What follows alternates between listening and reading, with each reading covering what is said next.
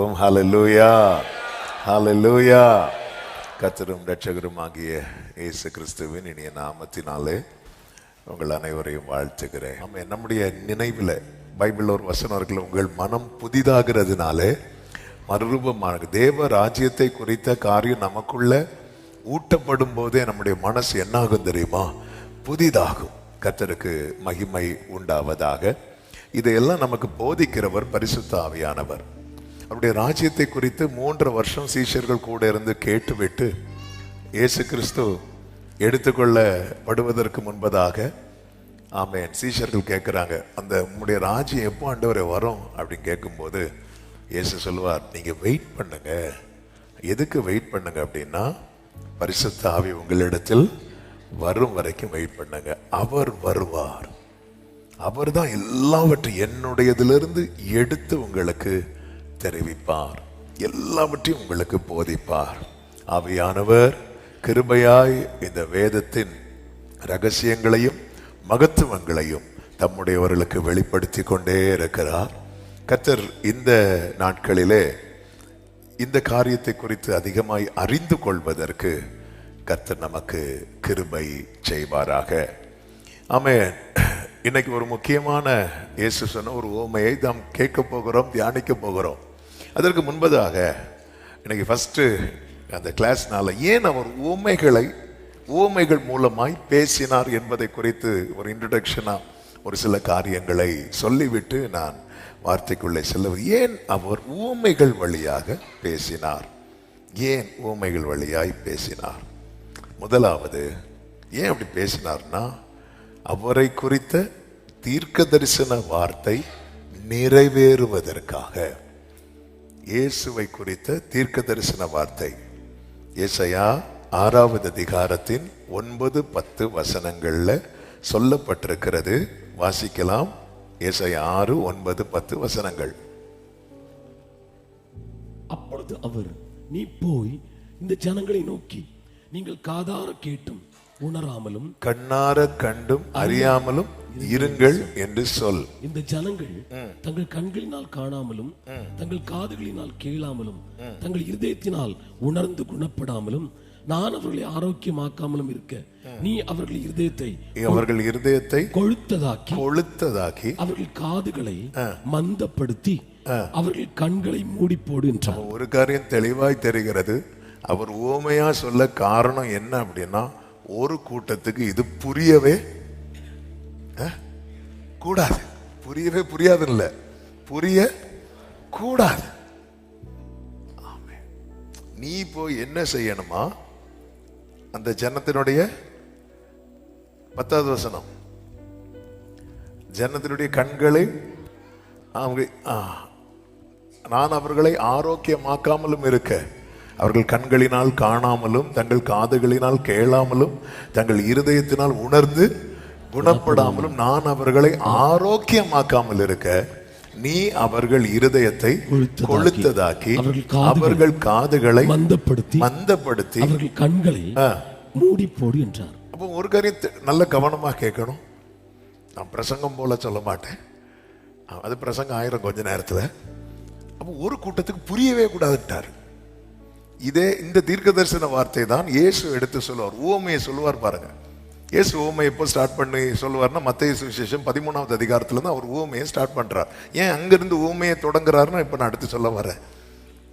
சொல்லும்போது சீஷர்கள் கேட்கிறாங்க, ஆண்டவரே ஏன் அப்படி ஊமையா பேசுறீங்க? அப்படி சொல்லும்போது இதே தீர்க்க தரிசன வார்த்தை இயேசு எடுத்து பேசுகிறார். 13வது அதிகாரம் வாசிக்க வேண்டாம், 13, 14, 15 வசனங்களில் இயேசு அதை அப்படியே சொல்றார்.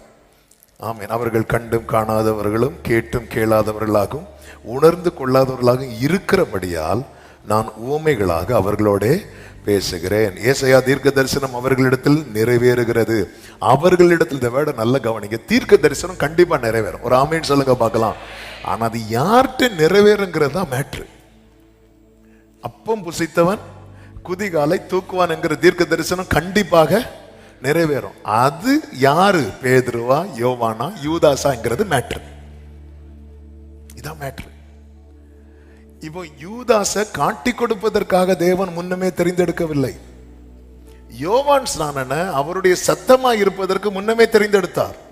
யூதாச எப்படி இவன் தான் காட்டி கொடுக்கணும் அப்படின்னு முன்னமே தெரிந்தெடுக்கவில்லை. ஆனால் அது யாரிடத்துல நிறைவேறுகிறது என்கிறது விஷயம்.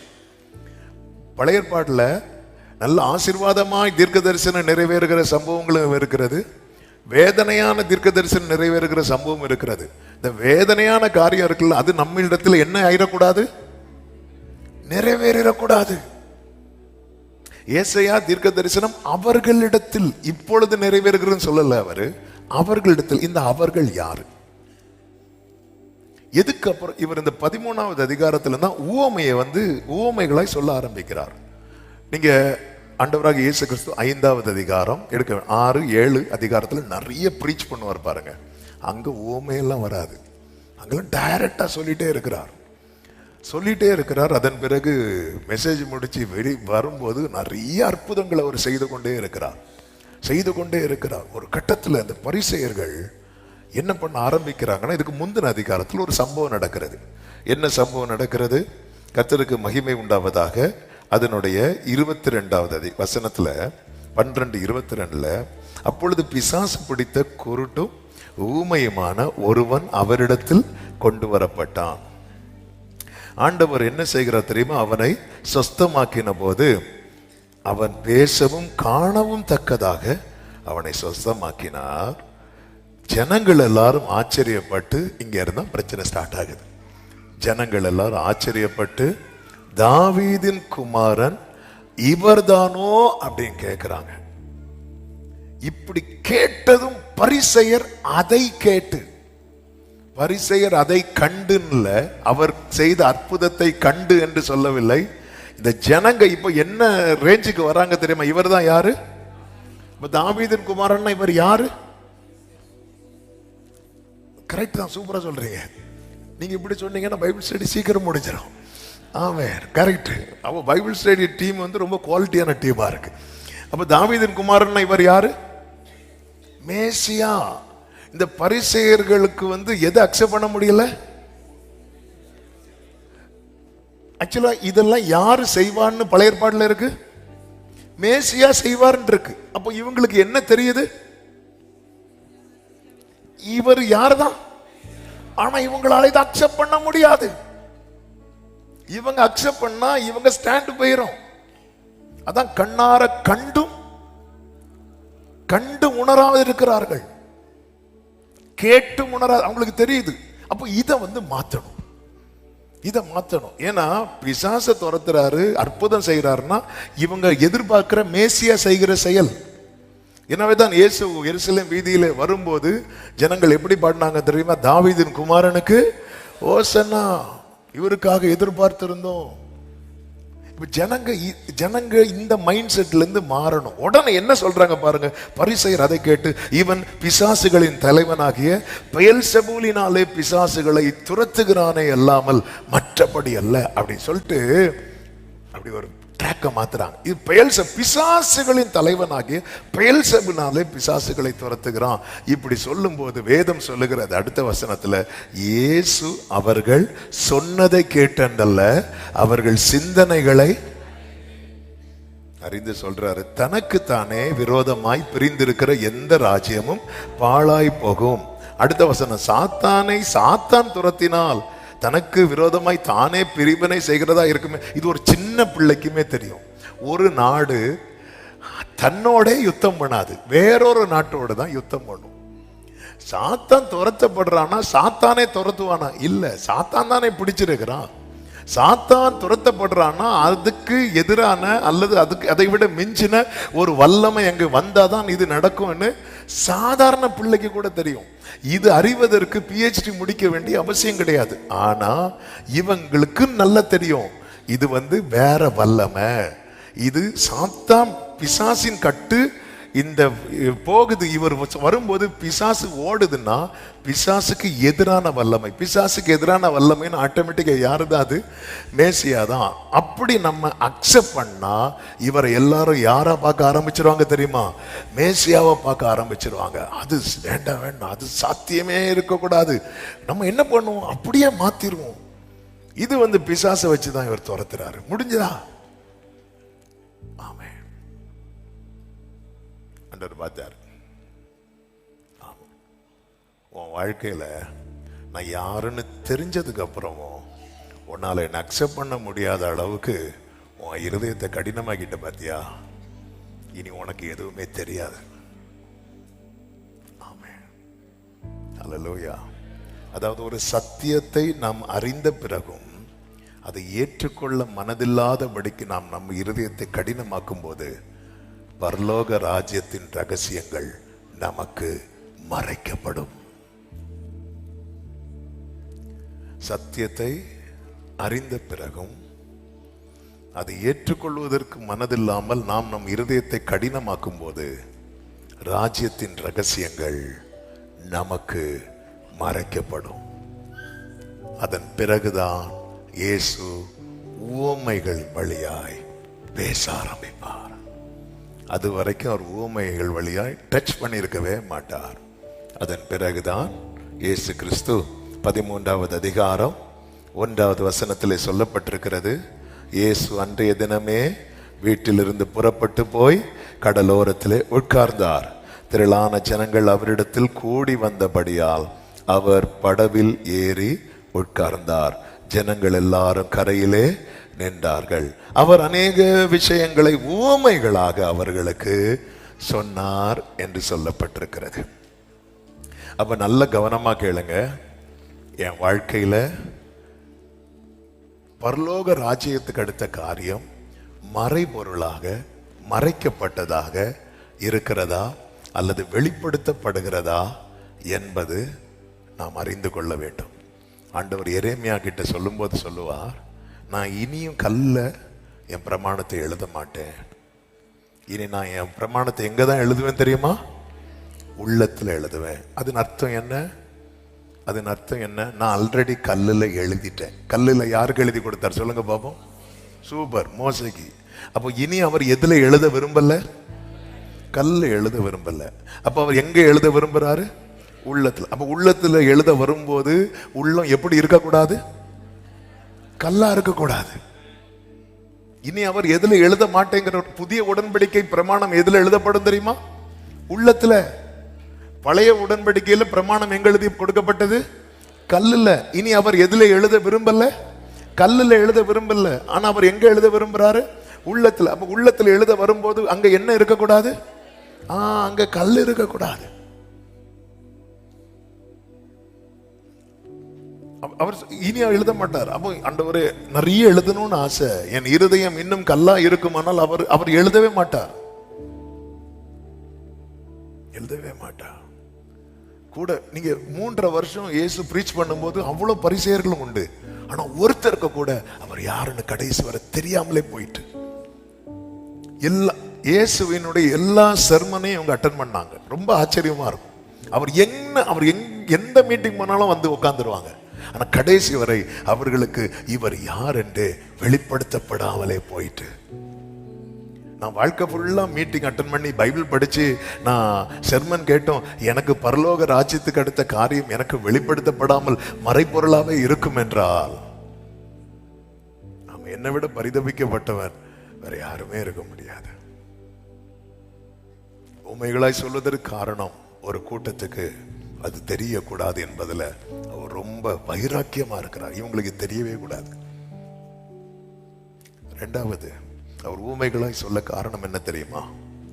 நியமிக்கப்பட்டவர்கள் அல்லது அவரோடு இருக்கும்படி தெரிந்தெடுக்கப்பட்டவர்கள் அதை குறித்து அவரிடத்திலே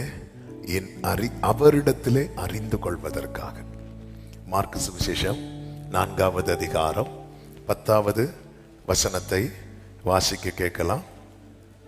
அவர் தனித்திருக்கிற போது 12 கூட அவரை சூழ்ந்திருந்தவர்கள் இந்த உவமையை குறித்து அவரிடத்தில் கேட்டார்கள். நல்ல கவனம். அவர் தனித்திருக்கிற போது 12 கூட அவரை சூழ்ந்திருந்தவர்கள் இந்த உவமையை குறித்து அவரிடத்தில் கேட்டார்கள்.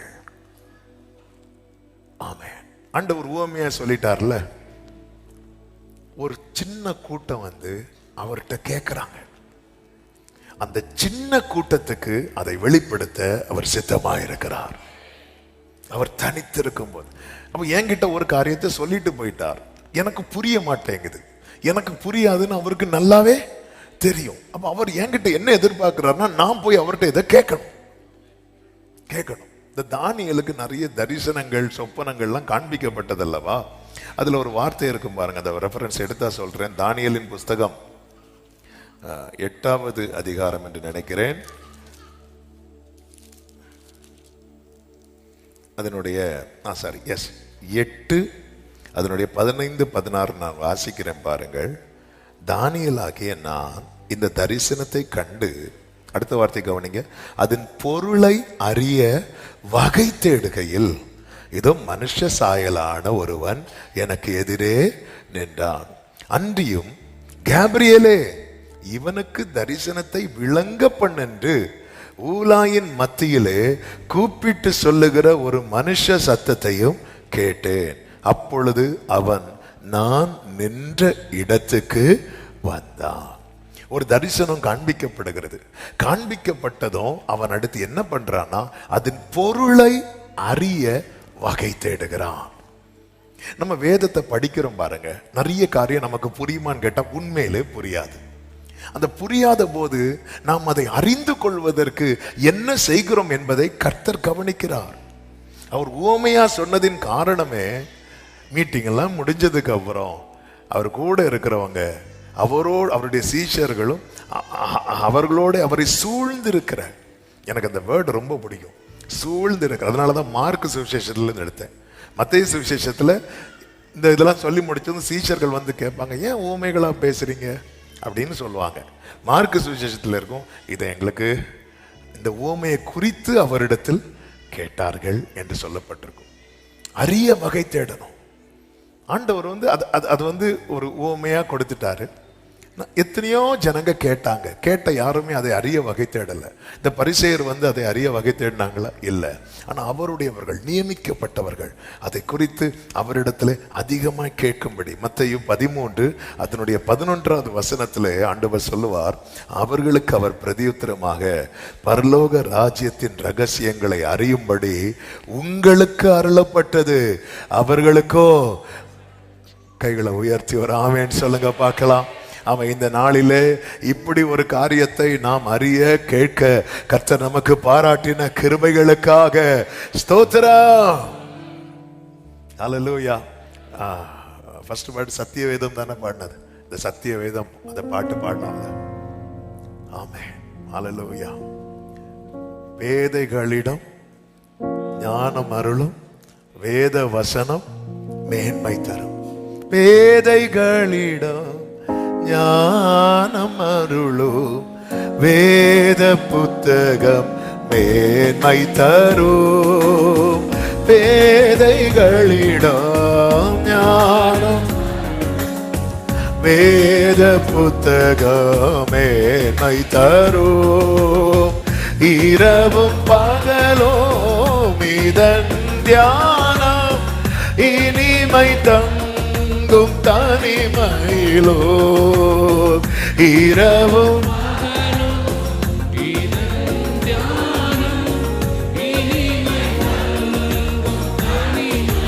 ஆமென். சத்திய வேதம். ஆமென். ஒரு கூட்டத்துக்கு இது புரியவே கூடாது என்பதற்காக உமைகள்ல சொல்றாரு. இன்னொன்று, அவருடையவர்கள் இதை இன்னும் அவரிடத்திலிருந்து கேட்டு அறிந்து கொள்வதற்காக. நீங்க அந்த ஊமைகள் சொல்றதுக்கு முன்னாடி நிறைய பிரசங்கம் பண்ணியிருப்பார் பாருங்க, அதையெல்லாம் அவர்கிட்ட வந்து அவங்க கேட்க மாட்டாங்க. ஆனா அந்த ஊமைகளை சொன்னதுக்கு அப்புறம் சீஷர்கள் அதிகமா அதை குறித்து கேட்க ஆரம்பித்து இருக்கிறார்கள். ஆமென். அதிகமா நிறைய பிரசங்கம் பண்ணார் இயேசு. மலை பிரசங்கம் எவ்வளவு பண்ணார், அவ்வளவு கேட்டுட்டு கடல் கொந்தளித்த போது நாங்கள் சாகுறோமே உமக்கு கவலை இல்லையா எடுத்து பார்த்துருப்பாரு. உனக்கு போய் சொன்னேன் பாரு. ஆனா இந்த உவமைகள் சொன்னதுக்கு அப்புறம் பாத்தீங்கன்னா தனியா உட்கார்ந்து இருக்கும் போதெல்லாம் கேட்டுட்டே இருப்பாங்க. ஒரு கட்டத்துல பைபிள்ல இருக்கு, அவர்கள் கேட்க பயந்தார்கள் இருக்கு. அப்ப ஓவரா கேட்டிருக்கான்னு தானே அர்த்தம். பரிசேயருடைய புளித்த மாவை குறித்து எச்சரிக்கை அருங்கன்னு சொன்னார். உடனே மாறி மாறி பாக்குறாங்க. அப்பதான் ஒரு மீட்டிங் முடிஞ்சு 7 கூடை நிறைய மீதம் எடுக்கிறாங்க. எதை தூக்கிட்டு வரல, வீட்டில் கொண்டு வச்சுட்டாங்க. ஆண்டவர் சொல், பரிசேயருடைய புளித்த மாவை குறித்து எச்சரிக்கை. எல்லாம் திருட்டு முழிக்கிறான். நம்ம ஒருவேளை அந்த அப்பம் எடுத்துட்டு வரல பாரு, அதை சொல்றாரோ, இது யாரை எதை குறித்து பேசுகிறாருன்னு கேட்க அவங்களுக்கு பயமா இருந்துச்சு. ஒரு காரியத்தை கேட்க பயம் வர காரணம்னா நிறைய கேட்டுட்டாங்க, அவர்கிட்ட நிறைய கேட்டாங்க. ஆனா ஆண்டவருடைய விசேஷம் என்ன தெரியுமா? உங்களில் யாராவது ஞானத்தில் குறைவுள்ளவனா இருந்தால் யாவருக்கும் சம்பூரணமாய் கொடுக்கிறவரும், அடுத்து ஒருவரையும். உங்களுக்கு வசனம் புரியலையா? நீங்க திரும்ப திரும்ப அவர்கிட்ட கேளுங்க. அப்ப எனக்கு சொல்லித்தாங்கப்பா, எனக்கு புரியல ஆண்டவரே. நீங்க அப்படி கேட்கறதுக்குன்னே அவர் வச்சிருக்கிறார். எனக்கு என்ன ஏன் பேதையே வச்சிருக்கிறீங்க ஆண்டவரே, நீ என்கிட்ட கேட்கணுங்கிறதுக்காக. ஆமே ஆமே, ஒரு ஆமேன்னு சொல்லுங்க. அவரை இந்த தேடல் என்னை எப்படிப்பட்டவனாய் மாட்டுதுன்னா, இயேசுவை சூழ்ந்திருக்கிறவனாய். ஆமேன்னு சொல்லுங்க பார்க்கலாம். அடுத்தது அவர் ஏன் உவமைகளாய் சொல்றாருன்னா, அவருடையவர்களுக்கும் மற்றவர்களுக்கும் வித்தியாசத்தை உண்டு பண்ண. இந்த பரிசேயருக்கு இருக்கிற பைபிள் நாலேஜ் சீஷர்களுக்கு கிடையாது. அதாவது உயிர்த்தெழுதலை நம்புறவங்க பரிசேயர். அந்த டீம்ல வேத பாரகர்கள் உண்டு. ஜீசஸ்ட கொஸ்டின் பண்ற அளவுக்கு அவங்க அவ்வளவு ஸ்ட்ராங்கா இருக்கிறாங்க அவங்க டாக்டரின்ல. ஆனா அழைக்கப்பட்டவங்களை பார்த்தா ஸ்கூலுக்கு மலைக்கு கூட ஒதுங்கினவங்க இல்லை. ஆனா அங்க வித்தியாசத்தை உண்டு பண்ணுகிறார். ஞானிகளை வெட்கப்படுத்த பைத்தியங்களுக்கு. ஹல்லேலூயா. உங்க மேல அழைப்பு இருக்கிறதா? நீங்க தெரிந்தெடுக்கப்பட்டவர்களா? ஹல்லேலூயா. வித்தியாசத்தை அவர் உண்டு பண்ணுவார். ஒரு ஆமென் சொல்லுங்க பார்க்கலாம். ஆமென். ஹல்லேலூயா. ஆண்டவரே, அவங்க எல்லாம் பைபிள் ஸ்காலர்ஸ். பரத்திலிருந்து ஒருவனுக்கு கொடுக்கப்பட்டால் ஒழிய. ஆமென். ஆண்டவர் சொல்லுவார் பாருங்க, மத்தேயு 13வது அதிகாரத்துல 13வது வசனம் 16வது வசனம். அவர்கள் கண்டும் காணாதவர்களாயும். அவங்களுக்கு ஆமென், அவங்க பார்க்கறாங்க என்ன, ஆனா என்ன பார்க்க வேண்டிய விதத்துல அவங்களுக்கு பைபிள் தெரியும், ஆனா அதனுடைய ரகசியம் தெரியாது. கேட்டும் கேளாதவர்களாயும் உணர்ந்து கொள்ளாதவர்களாயும் இருக்கிறாங்க. நான் உவமைகளால் அவர்களோட பேசுகிறேன். 16வது வசனம். உங்கள் கண்கள் காண்கிறதுனாலும் உங்கள் காதுகள் கேட்கிறதுனாலும் அவைகள் பாக்கியம் உள்ளவைகள்.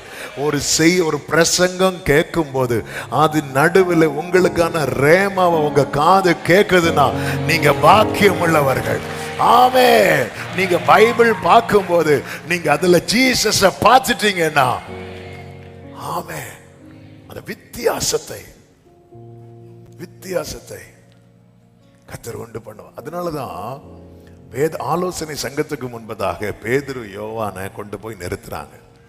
அவர்கள் பரிசுத்த ஆவியில நிறைந்து பேச ஆரம்பிக்கிறாங்க. பாருங்க, வேதம் சொல்லுகிறது, அவர்கள் பேசுகிற தைரியத்தை கண்டு இவர்கள் படிப்பறிவு இல்லாதவர்கள் என்று அறிந்து இப்படி பேசுறாங்களேன்னு சொல்லி அப்போஸ்தலர் 4:13 சொல்லப்பட்டிருக்கிறது.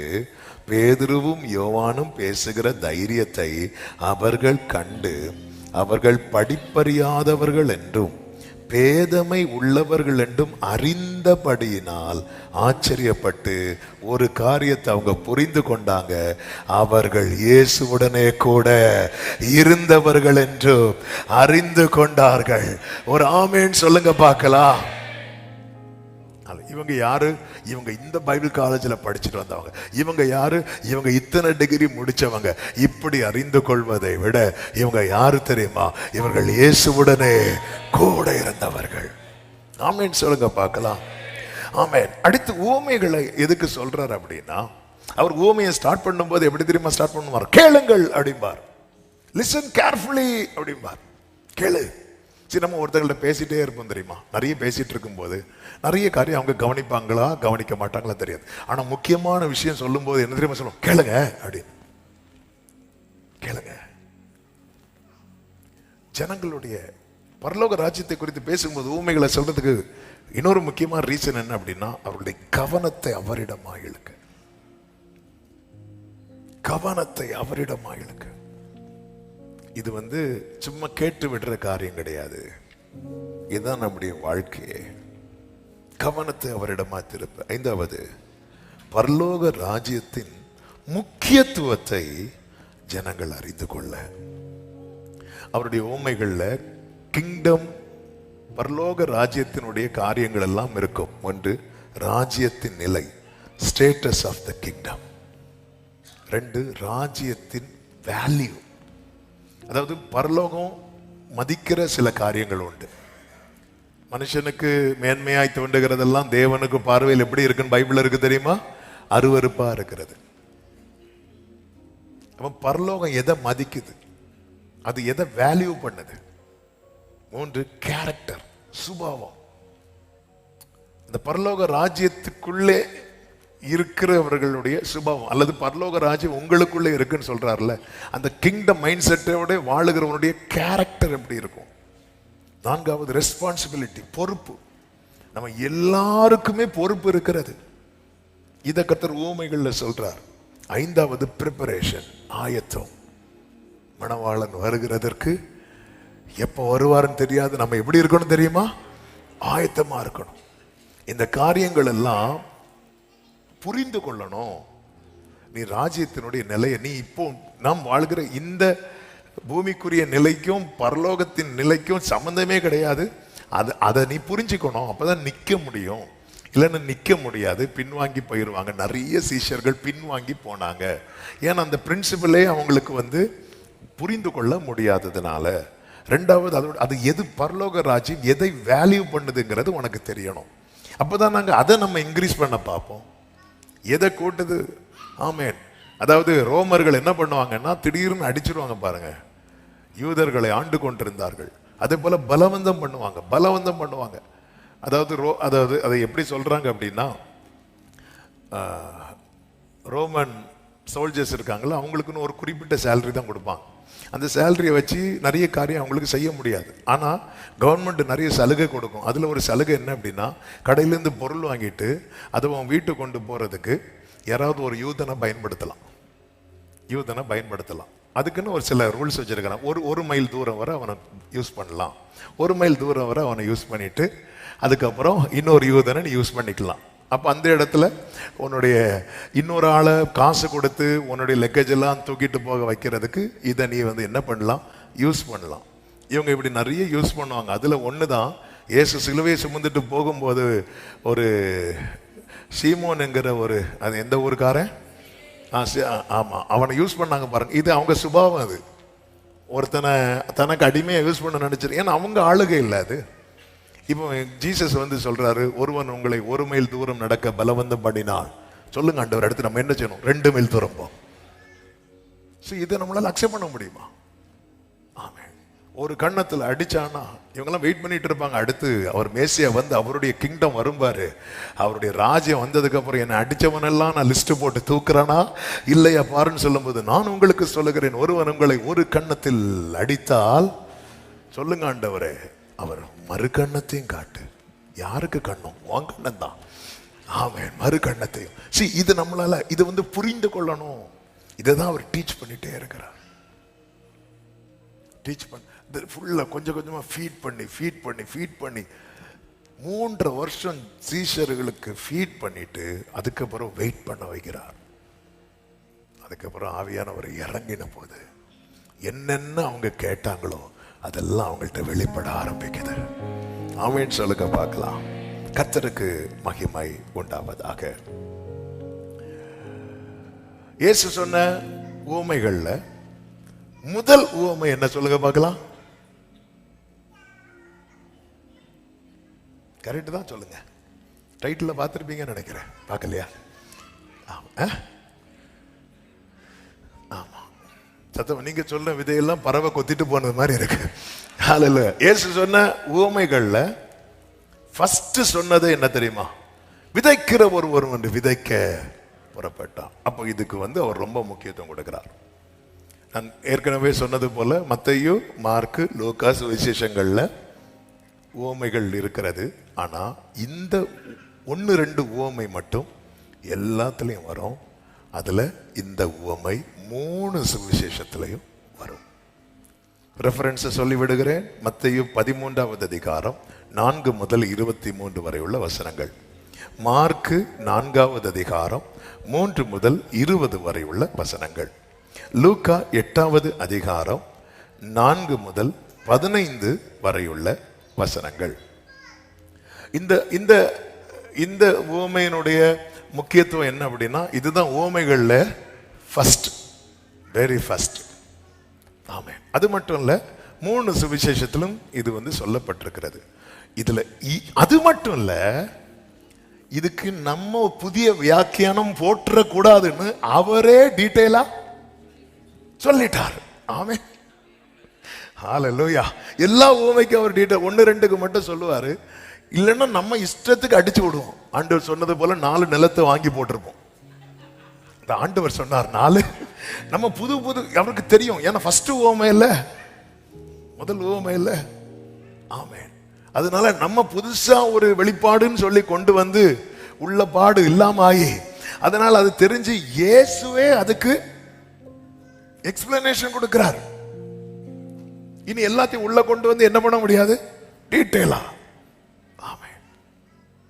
இது மிக மிக முக்கியமான உவமை. அதனாலதான் இந்த உவமையை சொல்லும் போது இயேசு எப்படி சொல்லுவாருன்னா, மார்க்கு 4:3 கேளுங்கள் அப்படின்பா. கேளுங்கள்.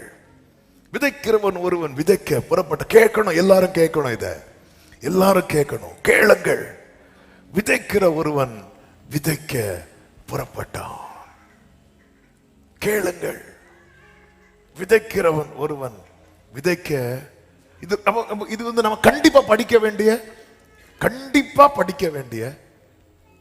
தெரிந்தெடுக்கப்பட்ட, நித்தியத்துக்கு நியமிக்கப்பட்ட ஒவ்வொருவரும் கண்டிப்பாக படிக்க வேண்டிய ஒரு உவமை.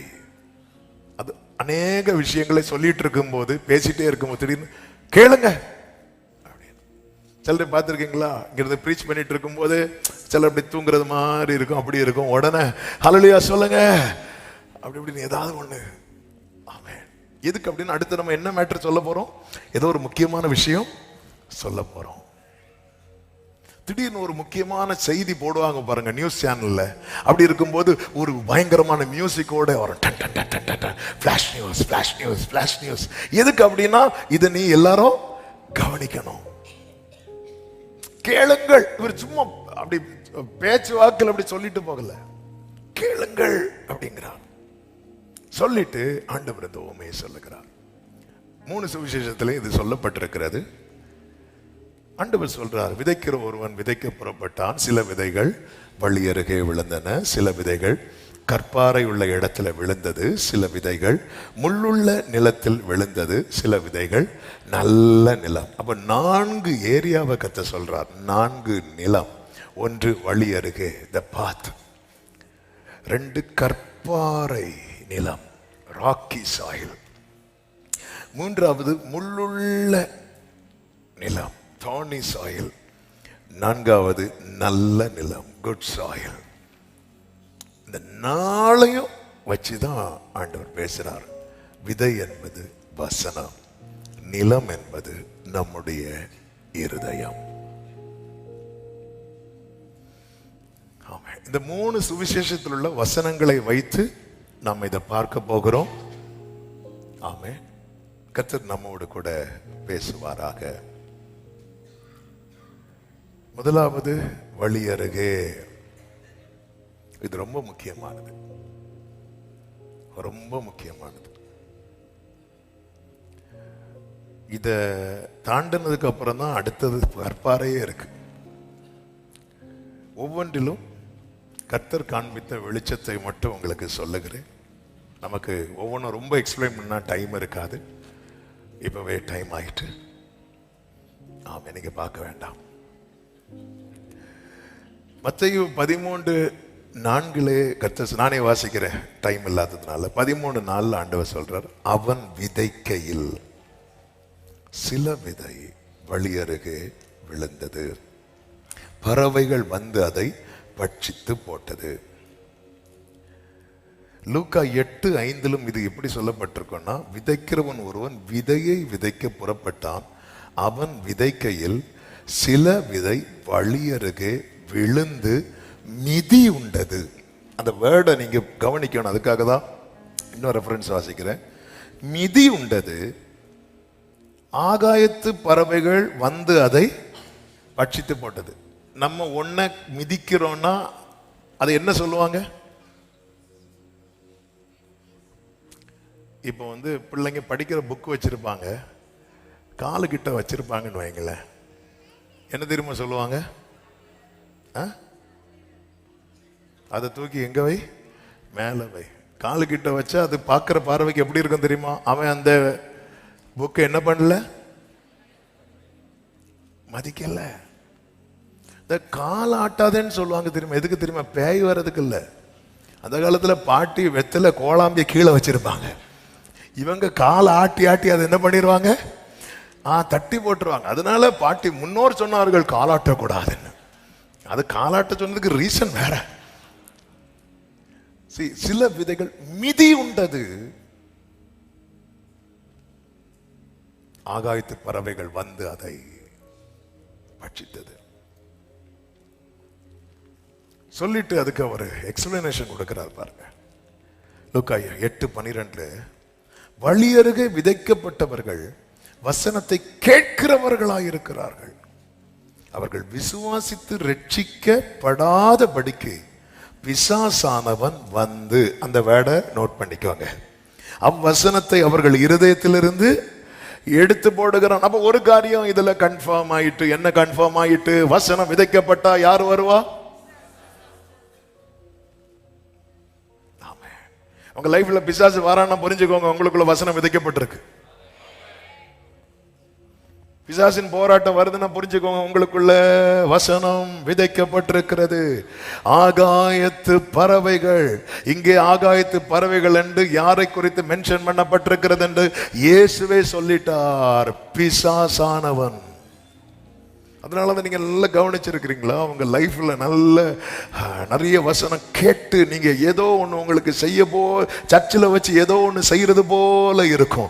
நீங்க திரும்பி வீட்டுக்கு போறதுக்குள்ள ஒண்ணுமே செய்யாது.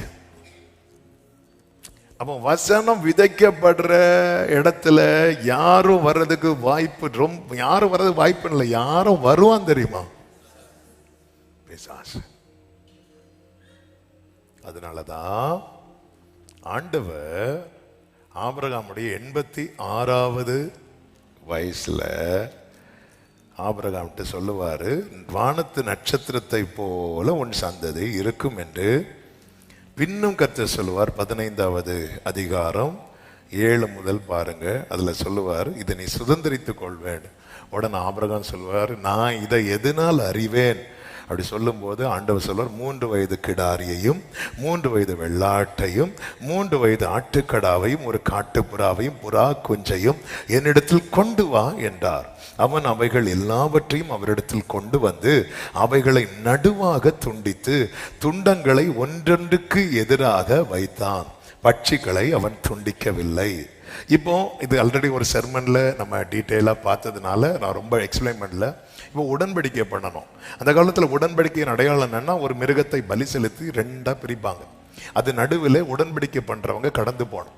அப்படி கடந்து போய் என்ன அதன் உடன்படிக்கைன்னா, நான் உங்களுக்கு பண்ண உடன்படிக்கையை நான் மீறிட்டேன்னா என்ன இதே போல நீங்க 2ஆ என்ன பண்ணலாம்? துண்டித்து போடலாம். இங்கே ஆபிரகாம் என்ன பண்றான்னா, வெள்ளாட்டு கடவை துண்டிச்சாச்சு. துண்டிச்சது அங்க யார் வரணும் தெரியுமா? கர்த்தர் வரணும். ஆனா கர்த்தர் வர்றதுக்கு முன்னாடி யார் வருது தெரியுமா? பட்சிகள் வருது. இதுதான். ஆனா ஆபிரகாம் என்ன தெரியுமா செய்தான்? துரத்தினான் இருக்கு. துரத்தினான். இதெல்லாம் ரொம்ப முக்கியம். துரத்தினான். துரத்தி துரத்தி துரத்தி துரத்தி தூங்கிட்டான். ஆமென். துரத்தி துரத்தி இதுக்கு மேல முடியாதுன்னு வந்ததும் வேதம் சொல்லுகிறது, காரில் உள்ளவனை மூடிக்கொண்டது. அவன் துரத்தி டயர்ட் ஆயிட்டான். நம்ம லைஃப்ல அது இருந்துட்டு போட்டோன்னு விடல. நான் மறுபடியும் சொல்றேன், இந்த ஒவ்வொரு வார்த்தையை வச்சு சொல்றேன். கேட்கிற வசனத்தை ஒருத்தன் மதிக்கலைன்னா பறவை வந்துடும். நான் கேட்கிற வசனத்தை நான் மதிக்கலைன்னு எங்களை பறவை ரெடியா இருக்கு. இது மிதி உண்டதல்லவா? ஆமே ஆமே. ஏன் யோபு வாழ்க்கையில பறவை வரல? சாத்தான் என்னெல்லாம் கொண்டு வந்தான், ஆனா யோபுவை விட்டு எல்லாத்தையும் எடுத்தான். ஒன்ன மட்டும் எடுக்க முடியல. எது தெரியுமா? வசனத்தை. எனக்கு வேண்டிய ஆகாரத்தை பார்க்கிறோம், உம்முடைய வார்த்தையை நான் காத்து கொண்டேன். சத்துரு கையில யோபுவை தூக்கி கொடுக்கிறார். அவன் கையில வச்சு அவன் ஹெல்த்தை எடுத்தான், அவன் வெல்த்தை எடுத்தான். ஆனா அவனுக்குள்ள இருக்கிற வசனத்தை அவனால எடுக்க முடியல. நீங்க சத்துருவின் கையிலேயே இருந்தாலும் நீங்க வசனத்தை மதிக்கிறவங்களா இருப்பீங்கன்னா அந்த வசனத்தை அந்த பறவையால எடுக்க முடியாது. என்னிலிருந்து வசனம் எடுக்கப்படுகிறது என்றால் அந்த வசனத்தை நான் என்ன பண்ணியிருக்கிறேன் தெரியுமா? மதிக்கல.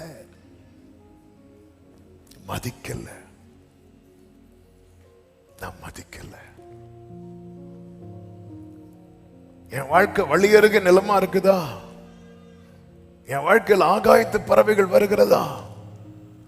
கற்பாறையில் ஆகாயத்து பறவை வரல.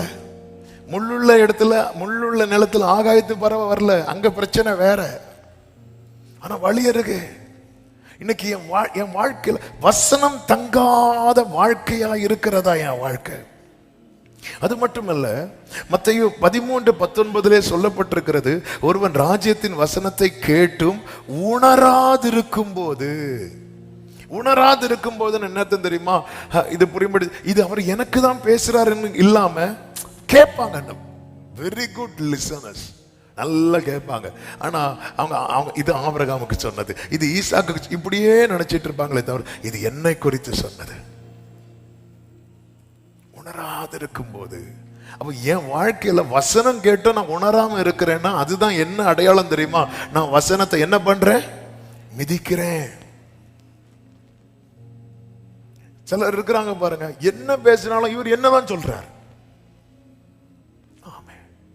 என்னதான் சொல்லிட்டு இருக்கிறார். யாரோ போட்டு கொடுத்தாங்க, யாரும் என்னதான் என்னதான் என்னதான் ஃபுல்லா என்னதான்.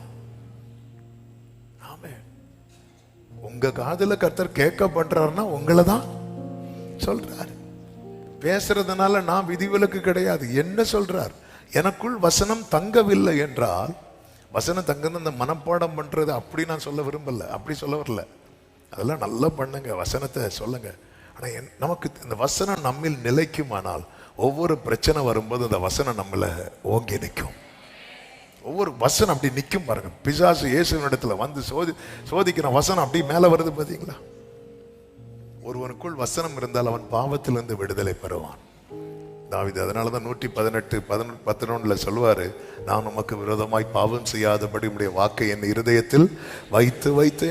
நான் வசனம் கேட்டோம், என்னால பாவத்தை விட முடியலன்னு அந்த வசனம் என்னில் தங்கவில்லை என்ற அர்த்தம். வசனம் ஒருவனுக்குள்ள இருந்தால் அவனுக்கு துக்கத்திலிருந்து விடுதலை கிடைக்கும். 119:92 உமது வேதம் என் மன மகிழ்ச்சியா இராமல் இருந்தால் நான் என் துக்கத்திலிருந்து விடுதலை கிடைக்கும். வசனம் ஒருவனுக்குள்ள இருந்தா பயத்திலிருந்து விடுதலை கிடைக்கும். அப்போஸ்தலர் 27, 23, 24, 25 வசனங்கள் அவனுக்குள்ள கர்த்தர் ஏற்கனவே கொடுத்த வார்த்தை இருக்கிறது. நீ ரோமாபுரியிலும் சாட்சியா நிக்கணும் அப்படின்னு. புயல் அடிச்சதும் மறந்துட்டு தூதன் ரிமைண்ட் பண்றார். உடனே எழும்பி பவுல் சொல்றார், ஆமே அவ்வளவுதான், மனுஷரே திடமனதா இருங்கள் அப்படின்னு. பவுலே பயப்படாத, உனக்கு வேர்டு இருக்கு. எஸ் எஸ் எஸ் எழும்பிட்டார். வசனம் நமக்குள்ள இருந்தா பயத்திலிருந்து விடுதலை. வசனம் நமக்குள்ள இருந்தா பிசாசின் தந்திரங்களிலிருந்து விடுதலை.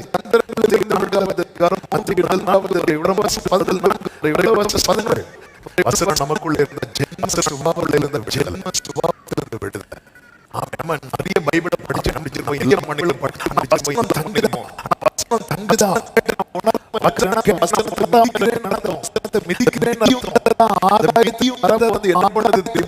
எடுத்து போடுறது.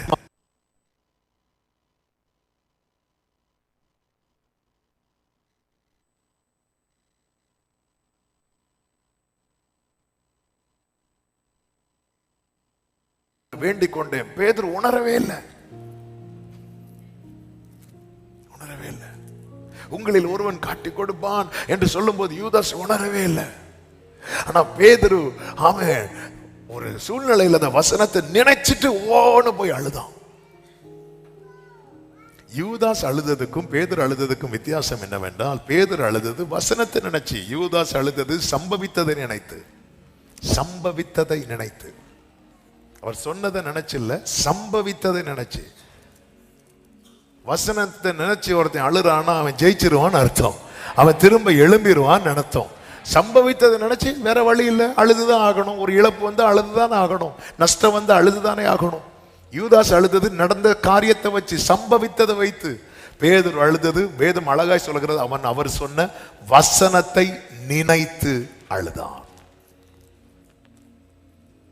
இன்னைக்கு இந்த வசனம் நம்ம இராதபடிக்கு, அப்ப நம்ம என்ன பண்ணணும்னா, என்னில் இந்த வசனம் தங்குதா, தங்க வைக்க என்ன செய்யணும் பாருங்க. சில ஸ்டூடெண்ட்ஸுக்கு வந்து எக்ஸ்ட்ரா டியூஷன் தேவை கிடையாது. அவங்களுக்கு ஒன் டைம் லிசன் பண்ணாலே அவங்க என்ன பண்ணுவாங்கன்னா அதில் எக்ஸ்பர்ட் ஆகிடுவாங்க, அது அப்படியே உள்ளே இருக்கும். ஆனால் எல்லா ஸ்டூடெண்ட்ஸும் அப்படி கிடையாது. சில ஸ்டூடெண்ட்ஸுக்கு எக்ஸ்ட்ரா கிளாஸ் தேவை. 3 மணிக்கு ஸ்கூல் முடியும்னா சிலரை மட்டும் 4 மணி வரை உட்கார வச்சிருப்பாங்க. அது மட்டும் இல்லாமல் அவங்களுக்கு எக்ஸ்ட்ரா டியூஷன் கொடுப்பாங்க. எதுக்கு அப்படின்னா, அந்த சப்ஜெக்ட் அவங்களுக்கு என்ன ஆகலை, உள்ள நிற்கலை, எவ்வளோ எஃபர்ட் எடுக்கிறாங்க. அதே போல தான் ஒரு தேவ பிள்ளைக்கு இது தேவை. நம் நிலைமை நமக்கு தெரியணும். என் வாழ்க்கையில் வசனம் தங்குதான்னு பாருங்க. என் வாழ்க்கையில் இல்லைன்னா அதுக்கு என்ன செய்யணும்?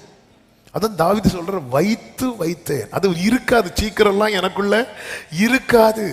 ஆனால் நான் என்ன பண்றேன்னா அதை வைக்கிறதான் ட்ரை பண்றேன். வேதத்தோடு கொஞ்ச நேரம் ஸ்பெண்ட் பண்ணுவோம், ஒதுங்கி இருப்போம், வேதமும் நம்மளுமா இருப்போம். ஏன்னா இந்த வசனம் விதைக்கப்பட்டாச்சு. வாழ்க்கையில போராட்டம் வருதுனாலே புரிஞ்சுக்கோங்க, வசனம் விதைக்கப்பட்டுச்சு. ஹல்லேலூயா. அதாவது விதை இல்லாத நிலத்துல பறவை தங்காது, பறவை அதை கிராஸ் பண்ணி போயிட்டே இருக்கும். விதைகள் இருக்கிற நிலத்துல ஆகாயத்து பறவைகள் வந்து இறங்கும். உங்க வாழ்க்கையில போராட்டம் வருதுன்னா உங்களை வாழ வைக்கிற வசனம் உங்களுக்குள்ளே விதைக்கப்பட்டு இருக்கிறது என்று அர்த்தம். இதை அவங்க எடுத்துட்டு போயிடக்கூடாது உணராது இருக்கும் போது. ஆமென். அதனாலதான் அந்த வசனத்தை என் வாழ்க்கையில, ஆண்டவரே நான் மிதி உண்டாலும் பரவாயில்லப்பா, உங்களுடைய வசனம் என் வாழ்க்கையில என்னால மிதிப்படக்கூடாது. எவ்வளவு பேசி இருக்கிறார் நம்ம கிட்ட. அப்படி பேசும்போது அப்படி தட்டி விட்டுறோமா?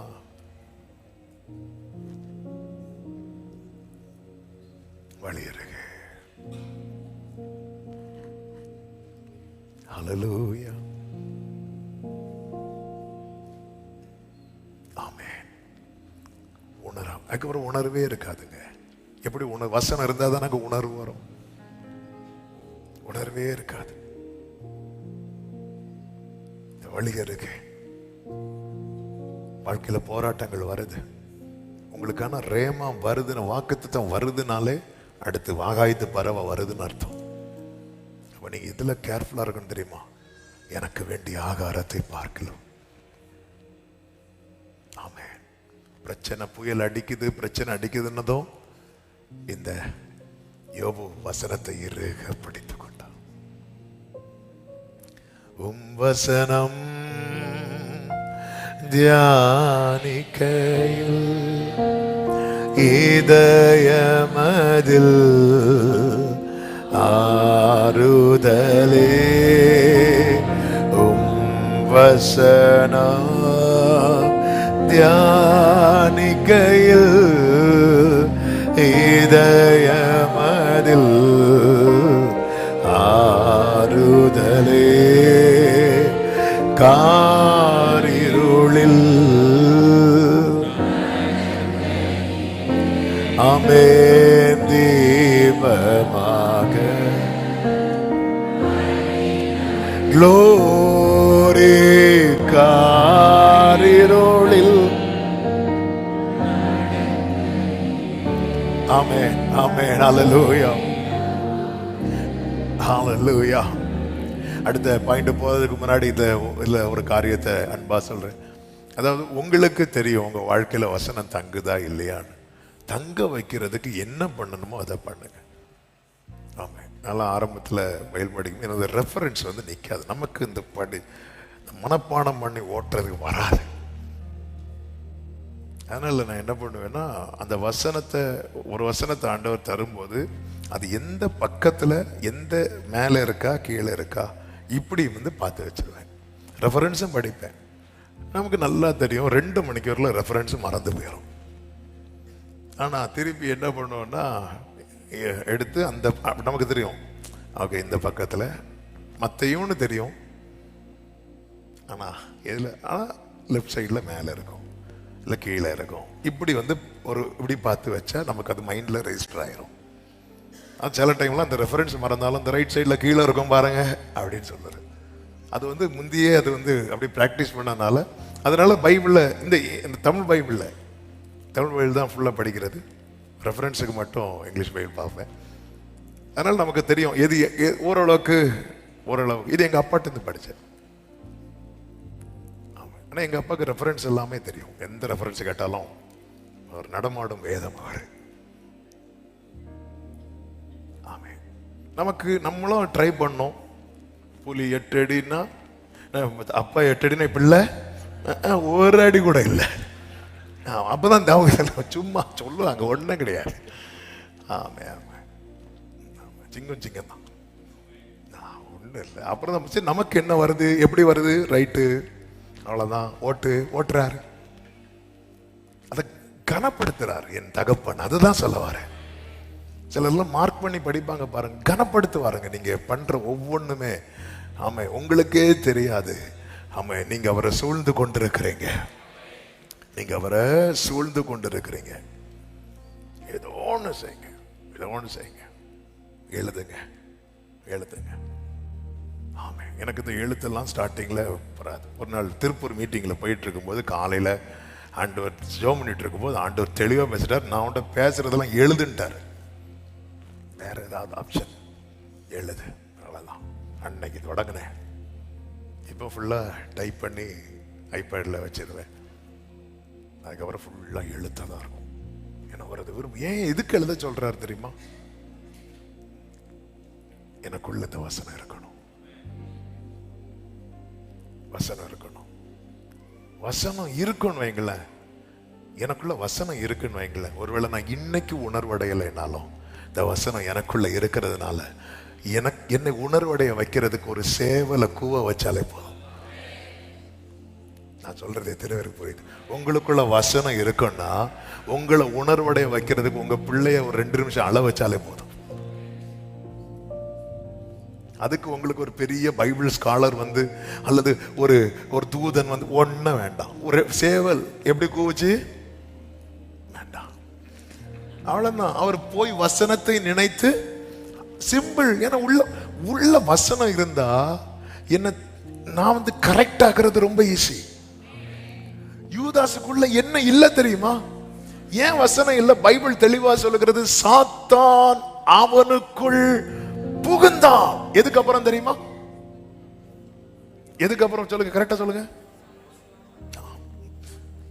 துணிக்கைய கொடுக்கிறாரு, அவன் வாங்குறான் பாருங்க. எஸ், அப்படி உள்ள கொடுக்கிறான். சாத்தான் அவனுக்குள் புகுந்தான் இருக்கு.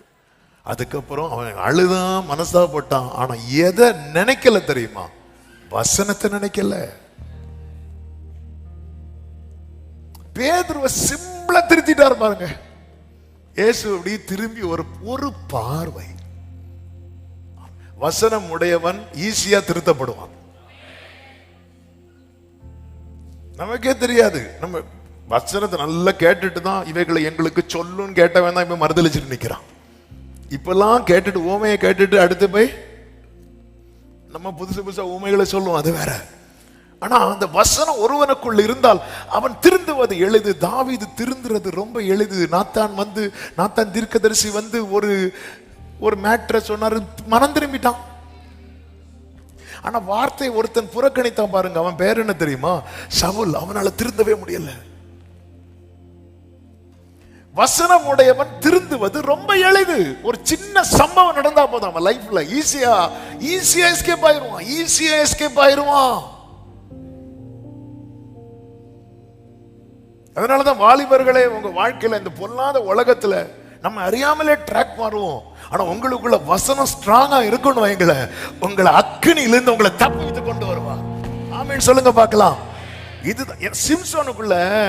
சிம்சோனுக்குள்ள அபிஷேகம் எல்லாம் இருந்துச்சுங்க. அவன் ரியலைஸ் பண்ண ஆரம்பிச்சான் பாருங்க, எஸ்கேப் ஆகிறான்.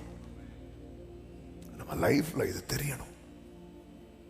வசனம் உடையவன் வசனம் இல்லாதவனை திருத்துறது ரொம்ப கஷ்டம்.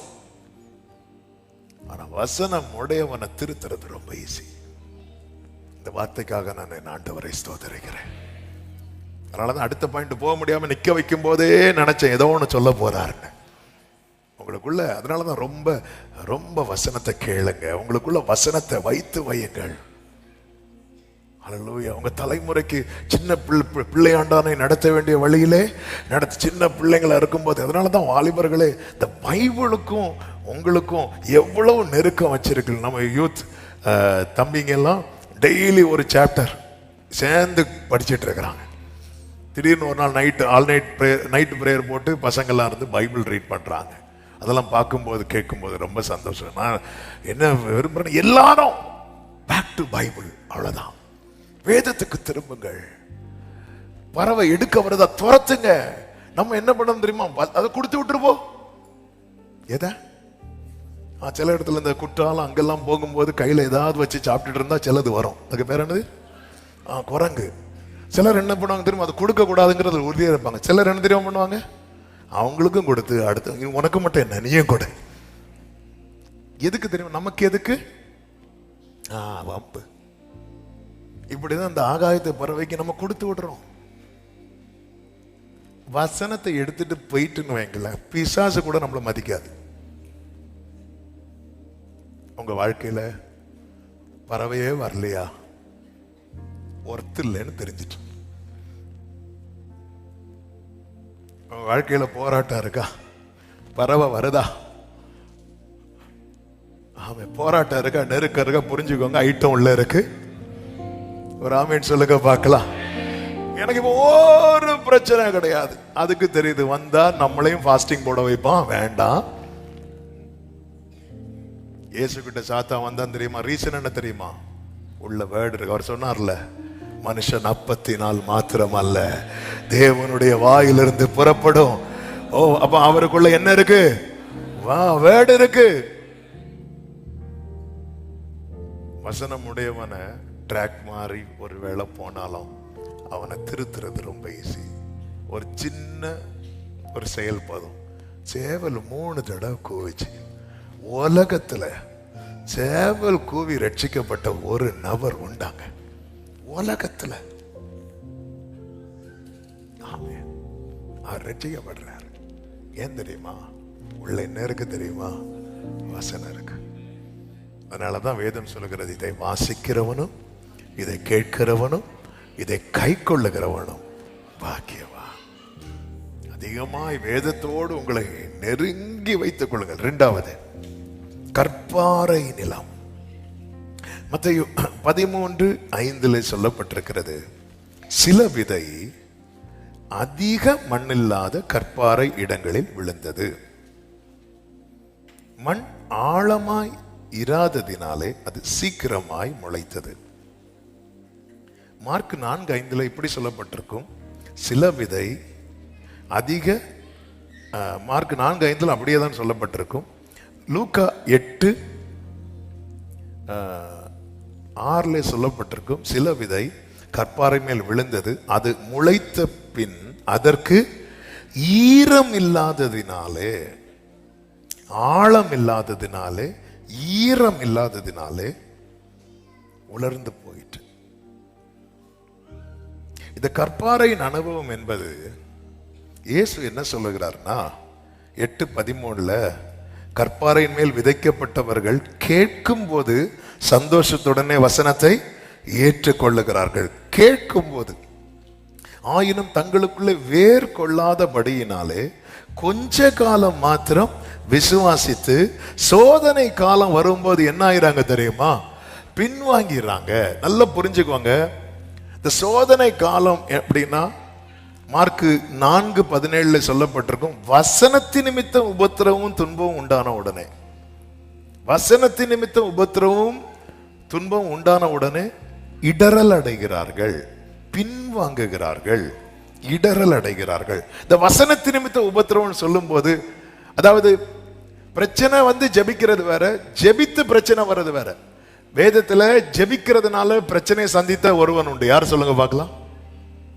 யாரு? தானியேல். அவனுக்குள்ளே வேற ஆழமா இருந்ததுனால பிரச்சனை வந்தும் அவன் என்ன விடல தெரியுமா? ஜெபத்தை விடல. ஆராதித்து பிரச்சனை வந்த ஒரு டீம் உண்டு. யார் தெரியுமா? Shadrach, Meshach, Abednego. பிரச்சனை வந்ததும் ஆராதனை விடல. உத்தமமா இருக்கிறதுனால பிரச்சனை வந்த ஒருத்தன் உண்டு. யார் தெரியுமா? யோபு. பிரச்சனை வந்ததுக்கு அப்புறம் உத்தமத்தை விடல. ஏன்னா இவங்க வேர் வந்து ரொம்ப ஆழமா இருக்கு. ஆமே, ரொம்ப. அது என்ன சவுண்ட்? அந்த ஒரு ஏசி ஆஃப் பண்ணி. வேர் வந்து ரொம்ப ஆழமா இருக்குது. நல்லா புரிஞ்சுக்கோங்க. நான் ஜெபம் பண்ண சில பாருங்க, இன்னையில இருந்து ரெகுலரா பைபிள் வாசிக்கணும், இன்னையில இருந்து கால் எழும்பி ஜெபம் பண்ணணும், இன்னையில இருந்து இந்த ஜெபத்தை நம்ம நடத்தணும். இப்படி வரும்போது ஒரு பிரச்சனை வரும் தெரியுமா? பிரச்சனை வந்ததும் இதை விடலான்னு நமக்கு ஒரு எண்ணம் வருது பாருங்க. அந்த எண்ணம் வரும்போதே அலர்ட் ஆயிரணும். நான் இன்னும் எந்த நிலையில தான் இருக்கிறேன் தெரியுமா? கற்பாறை. வசனத்தை கேட்ட உடனே முளைச்சிரும். சிலர் செய்தி முடியறதுக்கு முன்னாடியே தீர்மானம் எடுப்பாங்க பாருங்க. செய்தி முடியறதுக்கு முன்னாடி தீர்மானம் எடுப்பாங்க. இன்னைக்கு போய் அப்படி பண்ணிடணும், இதை பண்ண, போற வெள்ள 4 பேருக்கு சுவிசேஷம் சொல்லணும். கேட்ட உடனே முளைக்கும், கேட்ட உடனே முளைக்கும், உடனே தீர்மானம். எல்லா மீட்டிங்லயும் ரட்சிக்கப்பட்டவங்க கை தூக்குதானே கை தூக்குவாங்க. எல்லா மீட்டிங்லயும். எங்க அப்பா இடத்துல மீட்டிங்ல கை தூக்குனாங்க, நான் இடத்துல மீட்டிங்ல கை தூக்குறேன். ஏன்னா கேட்ட உடனே முளைக்குது. ஆனா ஒரு பிரச்சனை வந்தது கொஞ்ச காலம். நம்ம லைஃப்ல, அதாவது தேவனுக்கு அடுத்த காரியத்துல ஆரம்பித்த ஏதாவது விஷயம் கொஞ்ச காலம் மட்டும் நிக்குது, அதுக்கப்புறம் கண்டினியூ ஆகல அப்படின்னா நம்ம நிலம் பிரச்சனை, நில பிரச்சனை. நில பிரச்சனை. 2 காரியம் இல்லைன்னு சொல்லியிருக்கு. ஏன் வேறு கொள்ளல தெரியுமா? 1 ஈரம் இல்லை, 2 அதிக மண் இல்லை. இதை நான் ஆவிக்குரிய கண்ணோட்டத்தோடு சொல்றேன். இந்த ஈரம், அப்படி ஈரம் இருக்கணும்னாலே அந்த விருட்சம் எதின் அருகே நாட்டப்பட்டிருக்கணும் தெரியுமா? தண்ணீர் அருகே. ஆவியானவரோடு தொடர்பு இல்லாத அனுபவம் தான் ஈரம் இல்லாத நிலை. அதிக மண் இல்லை என்பதை ஆவியானவர் எப்படி சொல்லி தந்தாருன்னா, உனக்குள்ள தாழ்மை. மண்ணுனால என்ன தெரியுமா? நாம் எடுக்கப்பட்ட நிலை. ஆனா உன்னை கற்பாறை ஆக்குனதும் நீ எதை மறந்துட்ட தெரியுமா? நீ மண்ணுங்கிறத மறந்துட்ட. ஆவி, தாழ்மை. இந்த ஆவியில எளிமை இருக்கு தெரியுமா? ஈரம் இல்லாத, மண் இல்லாத நிலைமை என்பது ஆவியில் எளிமை இல்லாத நிலை. அவங்கெல்லாம் யாரு தெரியுமா? நாங்களாம் கற்பாறை. சிலர்லாம் இருக்கிறது பாத்தீங்களா, 2 பாறையை விழுங்கினது மாதிரி தான். நாங்களாம். ஆனா ஸ்டார்டிங்ல இவங்க யாரு தெரியுமா? மண்ணு. மண்ணான மனிதனா என்னால ஏதோ இப்படிதான் மண் இருந்துச்சு. ஆனா ஒண்ணுனா உயர்த்த அதிக மண் இல்லை. அதாவது எந்த அளவுக்கு உயர்த்தப்படுறோமோ அந்த அளவுக்கு நாம் நம்மை தாழ்த்த ஆமே, நாம் வேறொன்று கட்டப்படும். அதனால இயேசு வந்து மலை உபதேசத்தை சொல்லும் போதே முதல்ல எதை சொல்லணும்? ஆவியில் எளிமை உள்ளவர்கள் பாக்கியவான்கள். ஹல்லேலூயா. ஆவியில எளிமை, இது ரொம்ப முக்கியம். அதாவது நல்லா புரிஞ்சுக்கோ. என் விஷயத்துல, என் வாழ்க்கையில ஜெபம் கொஞ்ச நாள் ஓடுது. அதுக்கப்புறம் ஜெபம் இல்லை. ஆராதனை கொஞ்ச நாள் ஓடுது, அதுக்கப்புறம் ஆராதனை இல்லை. இந்த வசனத்தின்படி வாழணும்னு தீர்மானம் கொஞ்ச நாள் ஓடுது, அதுக்கப்புறம் இல்லை. அப்படின்னா இந்த கொஞ்ச நாள் ஜெபம் உடைச்சு தெரியுமா, அந்த ஜெபத்துல ஒரு பெருமை வந்துட்டு. இந்த கொஞ்ச நாள் ஆராதனை ஓடுது பாருங்க, இந்த ஆராதனையில் ஒரு பெருமை வந்துட்டு. இந்த கொஞ்ச நாள் இந்த உத்தமம்னு சொன்ன பாருங்க, அதுல கொஞ்சம் பெருமை வந்துட்டு. அந்த இடத்துல தான் தாழ்த்தணும் நம்மை. அவன் எப்பவுமே புரிந்து கொள்ளுங்கள், வேர் வந்து அவன் அதிகமா கீழே தான் போகும். வேர் இல்லாம முளைக்கிறதெல்லாம் ஒரு சின்ன வசனத்து நிமித்தம் ஒரு பிரச்சனை வந்தா நிக்காது. கற்பாறை நீங்க நல்லா கவனிச்சீங்கன்னா தெரியும். இந்த யோவான், இயேசுவின் மார்பில் சாய்ந்திருந்த யோவான், வசனத்து நிமித்தம் அவனுக்கு ஒரு பிரச்சனை வந்துச்சு. பத்மு தீவுல தூக்கி போடுறாங்க. அவன் அங்க எப்படி மாறினான் தெரியுமா, ஆவிக்குள்ளானான் இருக்கு. எந்த அளவுக்கு கிறிஸ்துவுக்குள்ள அவன் ஸ்ட்ராங்கா இருக்கிறான் பாருங்க. வசனத்து நிமித்தம் ஒரு பிரச்சனை வந்ததும் அவன் ஆவிக்குள்ளானான் இருக்கு. அவன் எவ்வளவு ஸ்ட்ராங் ஆயிட்டான், எவ்வளவு ஸ்ட்ராங்கா இருக்கிறான். இது ரொம்ப முக்கியம். என் வாழ்க்கையில எல்லாமே கொஞ்சம் கொஞ்சம். ஜனவரி 1ஆம் தேதி தீர்மானம் பண்ணி 2 நாள் பைபிள் படிச்சேன், அதோட பைபிள் படி போச்சு. கரெக்ட் தானே? சிரிக்கிறீங்க பாருங்க. ஆமென். எல்லாம் தீர்மானிப்போம், இதுல இருந்து அப்படி போகணும் இப்படி போகணும், கொஞ்சம் கொஞ்சம். அதாவது ஒருத்தன் வாழ்க்கையில தோல்வினா என்ன தெரியுமாங்க, அவன் கேட்ட வசனத்தின் பலனை அவன் வாழ்க்கையில பார்க்காம போறான் தெரியுமா. இது தோல்வியை விட மிகவும் பரிதாபம்.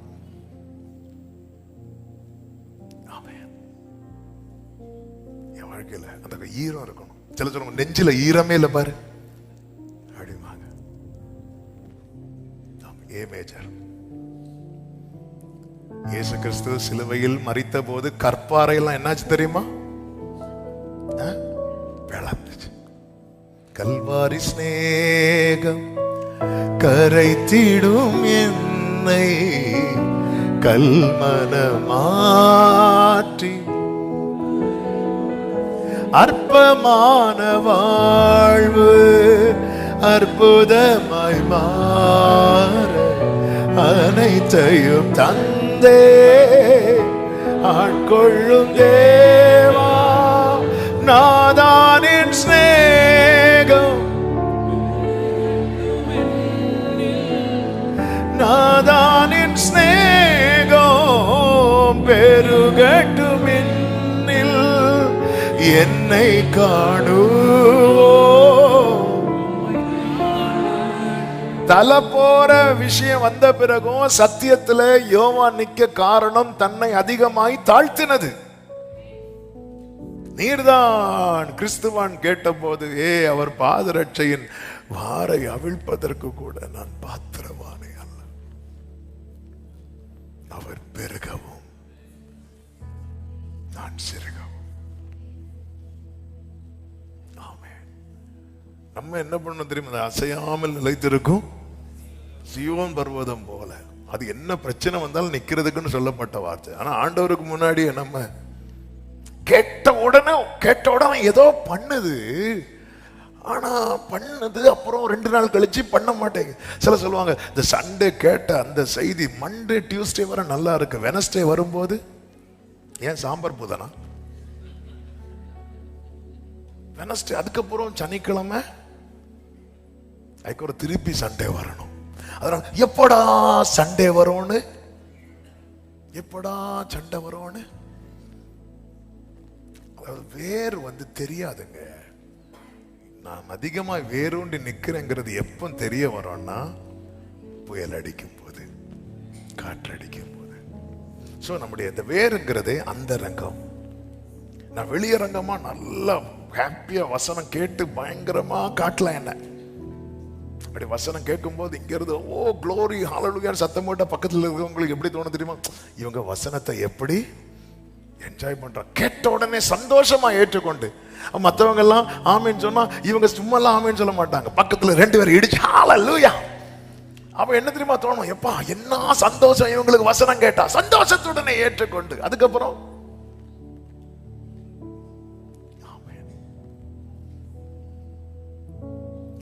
ஈரம் இருக்கணும். அதிக மண்ணு இந்த மண்ணுங்கிறதுக்கு நிறைய அர்த்தம் உண்டு. இங்கே சொல்லப்பட்டது நீ இன்னும் தாழ்த்தணும், இன்னும் தாழ்த்தணும். இந்த வழியருகே பிரச்சனை வந்து பரவேன்னா கற்பார பிரச்சனை நாம தான். இப்போ கற்பாரையா இருக்கிறவன் அவனுக்கு அவனே பிசாசா இருக்கிறான். என்ன ஆமேன்னு சொல்ல மாட்டேங்கிறேன், வேண்டாம் சொல்ல யோசித்தா. கற்பாரையா இருக்கிறவன் ஆமே, அவனுக்கு அவனே. அதனால கண்ணாடியை பார்த்து விரட்டுங்க, ஒழுங்கு மரியாதையா இருக்கிறியா இல்லையா.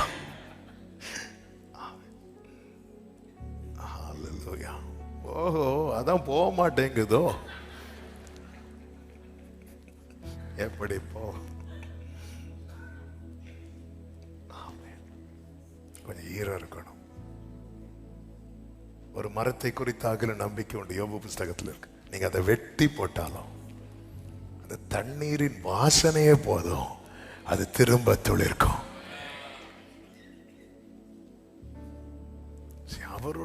அவருடைய நடத்துதல் நமக்குள்ள அந்த ஈரம் இருக்கணும்னா அவரை துக்கப்படுத்தவே கூடாது. நதியோர நாட்டப்பட்ட விருட்சம் போல ஆண்டவர் சமூகத்துல இன்னும் தாழ்த்தி இன்னும் தாழ்த்தி, ஆண்டவரை இப்படி ஒரு வேர்டு கொடுத்திருக்கிறீங்கப்பா, சோதனையில நான் நிக்கணும் ராஜா, வேதனையில வசனத்தின் நல்ல எப்பவுமே புரிஞ்சுக்குவாங்க. யோசேப்பு சந்தித்த அவ்வளவு பிரச்சனை எது நிமித்தம் தெரியுமா? வசனத்தின் நிமித்தம். வேதம் சொல்லுகிறது, கர்த்தருடைய வார்த்தை நிறைவேறும் அளவும் அவருடைய வசனம் அவனை புடமிட்டது என்று சொல்லப்பட்டு. ஆனா நின்னுட்டாரு. உங்க வாழ்க்கையில ஒரு பெரிய தேவ திட்டம் ரேமாவாக வார்த்தையாக வெளிப்படுத்தப்படுதுன்னா புடமிட போகுதுன்னு அர்த்தம். எது வரைக்கும் புடமிடுதல் இருக்கும் தெரியுமா? அது நிறைவேறும் வரைக்கும், அது நிறைவேறும் வரைக்கும். அதுல நிக்கணும்னா வேறு ஸ்ட்ராங்கா இருக்கணும். நான் சபையில கேட்டு சந்தோஷப்படுறது மட்டும் இல்லாம அந்த தனிப்பட்ட முறையை அந்த ரங்கத்துல வேறுங்கிறதே அடியில தான் இருக்கும், தெரியாது. அப்போ யாருக்கு எல்லாருக்கும் தெரிகிற மாதிரி நான் வசனத்துல ரொம்ப இன்ட்ரெஸ்டா இருக்கிறேன்னு காட்டுறது மட்டும் இல்ல, யாருக்கும் என்னோட அந்த ரங்கத்துல ஒரு பிரச்சனையில நீங்க நிக்கிறீங்கன்னா வேறு ரூட் வந்து ரொம்ப ஸ்ட்ராங்கா இருக்குன்னு அர்த்தம். தானியலுக்கு இன்ஃபர்மேஷன் வருது, ராஜா இப்படியோ சட்டம் போட்டிருக்கிறார். வேதம் என்ன சொல்லுது? அதுல கையெழுத்து வைக்கப்பட்டது என்பதை அவன் அறிந்தும் அவன் நிறுத்த மாட்டேங்கிறான். ஏன்னா ரூட் அவ்வளவு ஸ்ட்ராங்கா இருக்கு. அக்கினி 7 மடங்கு ராஜா திரும்ப ஆஃபர் பண்றாரு, இங்க பாரு ஒரு விஷயம் கூட உனக்கு சான்ஸ் கொடுக்கிறேன். ரூட் ஸ்ட்ராங்கா இருந்தா நம்ம தேவனுக்கு அடுத்த காரியத்துல ரொம்ப ஸ்ட்ராங்கா இருக்கும். இன்னைக்கு ஏன் நமக்கு நிக்க முடியல? ஏன் நிக்க முடியல? நமக்கு ஒரு பிரச்சனை என்னதும் இந்த தேவ பிள்ளைங்க விசேஷமாய் ஆவிக்குரியவங்க அல்லது விசுவாசின்னு சொல்றவங்க வாழ்க்கையில என்னையும் உட்படுத்தி தான், எல்லாரையும் உட்படுத்தி, இதற்கு யாரும் விதிவில கிடையாது. அவங்க லைஃப்ல பொதுவாக நம்ம லைஃப்ல பாருங்க, ஒரு என்ன பிரச்சனைனா நம்ம முதல்ல கை வைக்கிறது ஜெபத்திலையும் பைபிள்லையும் தானே. அதுக்கப்புறம் பாட்டே வராதுல்ல நமக்கு. நமக்கு முதல்ல இங்க தானே கை வைக்கிறோம். ஏன்னா பின்வாங்குறோம்ல, பின்வாங்குறோம். இயேசு கிறிஸ்து இந்த இரவு அவரை என்ன பண்ண போறாங்கன்னே தெரியாது, மிகவும் வியாகுலப்பட போகிற இரவு. அப்படி தெரிஞ்ச வேதம் சொல்லுகிற அவர் ஸ்தோத்திர பாட்டை பாடிக்கொண்டு கெத்செமனேக்கு போனார். அவ்வளவு ஸ்ட்ராங்கா இருக்கிறார். சிலுவையிலே அவர் கைவிடப்பட்ட பிறகு அவர் கையில தான் கொடுக்கிறார் அவரை. பிதாவே, தேவனை ஏன் என்னை கைவிட்டீங்களா? பிலாத்துவே, உம்முடைய கையில நாவி, அப்படியா சொன்னார்? இல்ல, கைவிட்டவர் கையில தான் கொடுக்கிறார். என்ன ஸ்ட்ராங்குங்க அவரு. இப்படிதான் நம்மை கர்த்தர் உருவாக்க விரும்புறார். எனவே ரொம்ப ஈரம் இருக்கணுங்க. இந்த நெஞ்சு கல்லாயிரவே கூடாது. ஈரம் இருக்கணும், ஈரம் இருக்கணும். ஆவியில எளிமை இருக்கணும், இறக்கம் இருக்கணும், நெஞ்சில ஈரம் இருக்கணும். அந்த அதிக மண்ணு, அதாவது நம்ம ஆரம்பத்தை டெய்லி ஒரு வாட்டி நினைச்சாலே போதும். எங்க அப்பா சாப்பிடும் போது இந்த பிளேட்ல இருக்கிற இந்த சோறுல ஏதாவது ஒரு ஒரு பருக்கு என்ன சொல்லுவாங்க, அது ஒண்ணு கீழே விழுந்தா கூட எடுத்து பிளேட்ல போடுவாங்க. சொல்லிட்டு அதை பக்கத்துல பார்த்தா இங்க வீட்டுல மட்டும் இல்ல, மீட்டிங் எங்கேயாவது போற இடத்துல எல்லாரும் பெரிய பெரிய பாஸ்டர்ஸ்லாம் இருப்பாங்க. ஏதோ ஒண்ணு அப்படி எடுத்து உள்ள போடுவாங்க. யாராவது இதை கேட்ட சொல்லுவாங்க, இந்த ஒண்ணு இல்லாம நான் எவ்வளவு கஷ்டப்பட்டேன் தெரியுமா. அதனாலதான் எங்க அப்பாவுக்கு ரொம்ப ஃபேவரட்டான வேர்ஸ் நாங்க இருக்கு, நம்முடைய தாழ்வில் நம்மை நினைத்தவரை துதியுங்கள். ஏன் தாழ்வில் இன்னைக்கு என்ன எல்லாருக்கும் தெரியுது, ஆனா யாருக்கும் என்ன தெரியாத போது அவருக்கு மட்டும்தான் என்ன தெரிஞ்சது. இது நம்ம கிறிஸ்துவுக்குள்ள தாழ்மை உள்ளவனுக்கு கர்த்தர் என்ன கொடுக்கிறார், அந்த கிருபை நம்மை அதிகமா ஈரத்துல வச்சு, அந்த ஈரம் காயாதபடி கிருபை காத்துக்கொள்ளும். இன்னைக்கு ஈரமே காஞ்சி போச்சு, ஈரமே இல்லை, வளர மாட்டேங்குது. கேட்ட உடனே அதோட முடிஞ்சது. அவன் இன்னைக்கு செய்தி சூப்பர். என்ன செய்தி? சூப்பர் செய்தி. அதான் என்ன செய்தி? அடிபொலி. என்ன செய்தி கேட்கலையா நீங்க? ஆளுக்கு மறந்துட்டு. அது சரி, நீங்க யூடியூப்ல போய் கேளுங்க என்ன செய்தி. ஹல்லேலூயா. இந்த மீட்டிங் முடிச்செல்லாம் டிராவல் போகும்போது என் கூட வர பிரதர்ஸ் ரெடியா இருப்பாங்க. ஏன்னா நான் கேட்பேன், அவங்க ரெடியா இருக்கிறாங்கன்னா தெரிஞ்சிடும் படிச்சு வச்சுட்டு இருக்கிறான். கேட்கவே மாட்டேன்.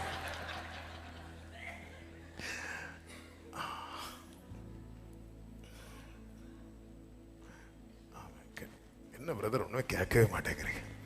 அடுத்த நாள் கேட்பேன், மறந்துடும். இப்ப நேத்து வர ஞாபகத்தில் இருக்கு. ஹல்லேலூயா. அதிகமாய் வேறு.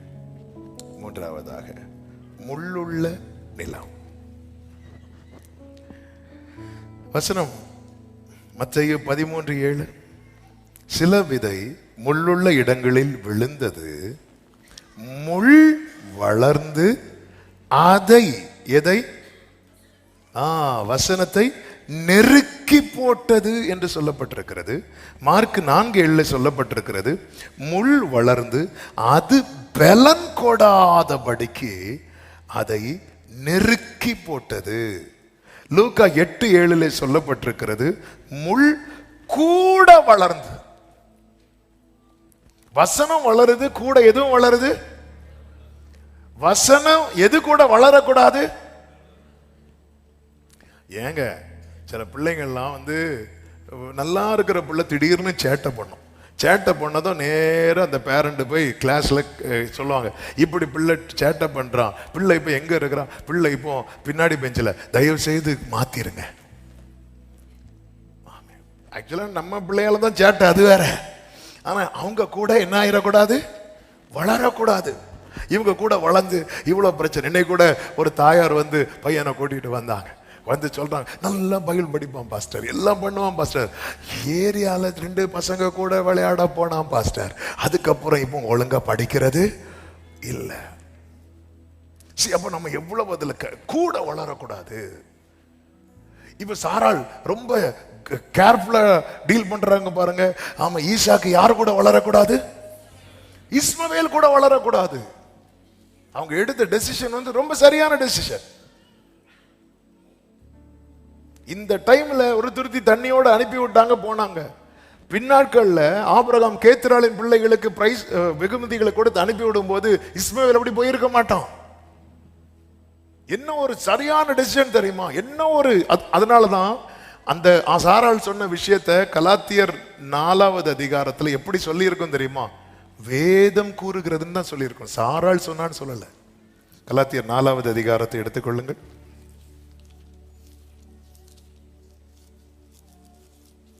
அதனுடைய 30வது வசனம். அதை குறித்து சாராள் என்ன சொன்னால் அப்படின்னா இருக்கு இல்ல, வேதம் என்ன சொல்லுகிறது? அடிமையானவளின் மகன் சுயாதீனம் உள்ளவளுடைய குமாரனோட சுதந்திரவாளியா ஏன் இருப்பதில்லை? 29வது வசனம். மாம்சத்தின்படி பிறந்தவன் ஆவியின்படி பிறந்தவனை அப்பொழுது துன்பப்படுத்தினது போல. அப்ப ஆவியின்படி பிறந்தவனால மாம்சத்தின்படி பிறந்தவனுக்கு துன்பம் கிடையாது, மாம்சத்தின்படி பிறந்தவனால ஆவியின்படி பிறந்தவனுக்கு.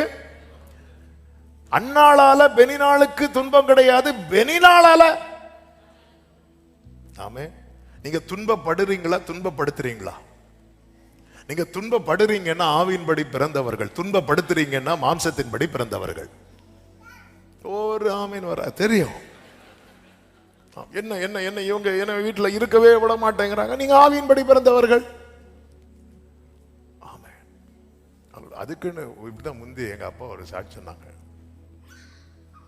ஒருத்தங்க வந்து சொன்னாங்க, என் கூட இருக்கிற சகோதரியால நான் அவ்வளவு போராட்டம், இத்தனை நிந்த, இன்னைக்கு ஆராதனைக்கு வர்றது கூட அவ்வளவு லேட் ஆச்சு, ஆனாலும் கர்த்தர் நெருக்கத்தை தாண்டி கொண்டு வந்தார். கூட வருகிற சகோதரியை காணல.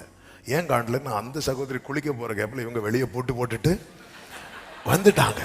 இப்படி துன்பப்படுத்திட்டு வந்து துன்பத்தை அனுபவிச்சேன்னு வந்து சொல்லக்கூடாது. உங்க கூட இருக்கிறவங்க நீங்க கஷ்டப்படுறீங்களா, புரிஞ்சுக்கோங்க, நான் ஆவியின்படி பிறந்தவன். நீங்க கஷ்டப்படுத்துறீங்களா, புரிஞ்சுக்கோங்க, அவங்க ஆவியின்படி பிறந்தவர்கள். எவ்வளவு பைபிள் எவ்வளவு அழகாக நம்மளை வந்து கிளியர் பண்ணி கொண்டு போகுது. இதனால வேதம் என்ன சொல்லுகிறது? இப்ப அடுத்த வசனத்தை பாருங்கள். அதை குறித்து வேதம் என்ன சொல்லுகிறது? அடிமையானவளின் மகன் சுயாதீனம் உள்ளவளுடைய குமாரனோட சுதந்திரவாளியாய் இருப்பதில்லை, ஆகையால் அடிமையானவளையும் அவளுடைய மகனையும் புறம்பே தள்ளு என்று சொல்லுகிறது.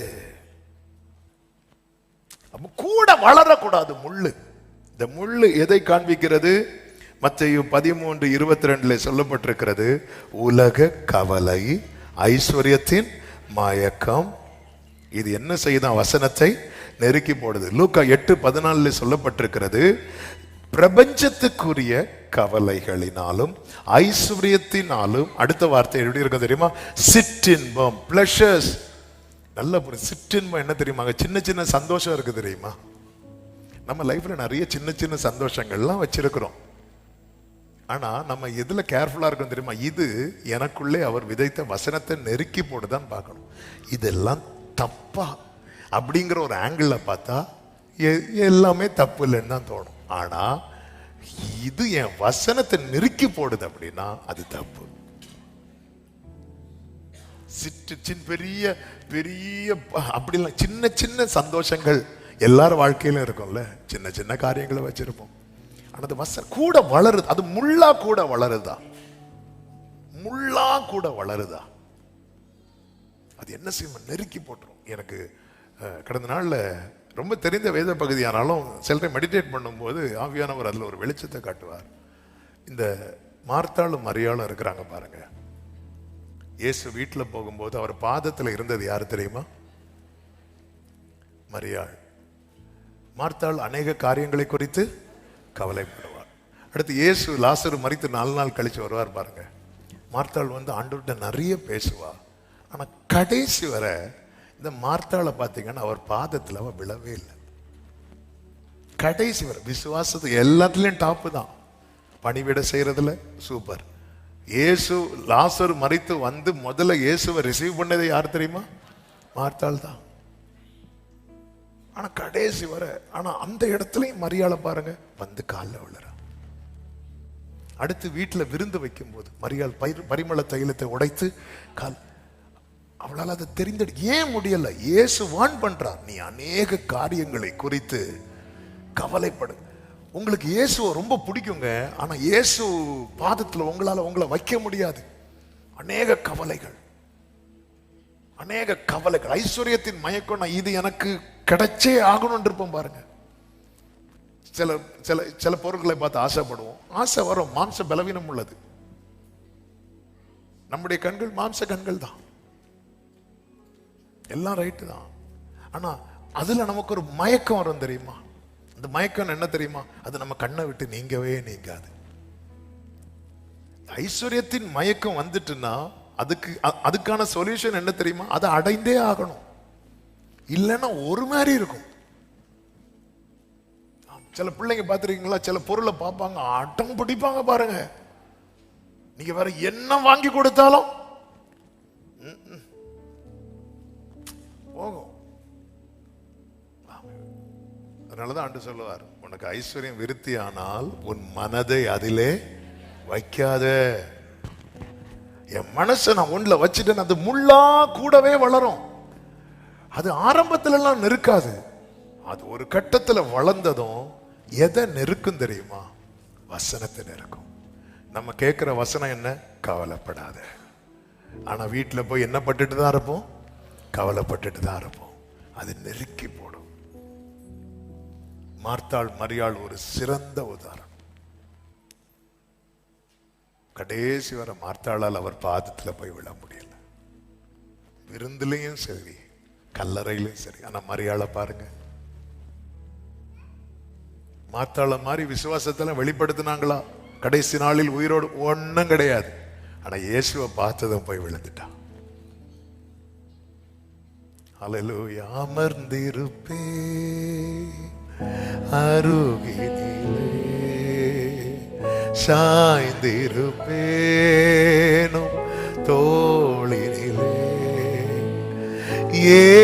ஏசையாய நேசரே அன்பு கூர்ந்தீ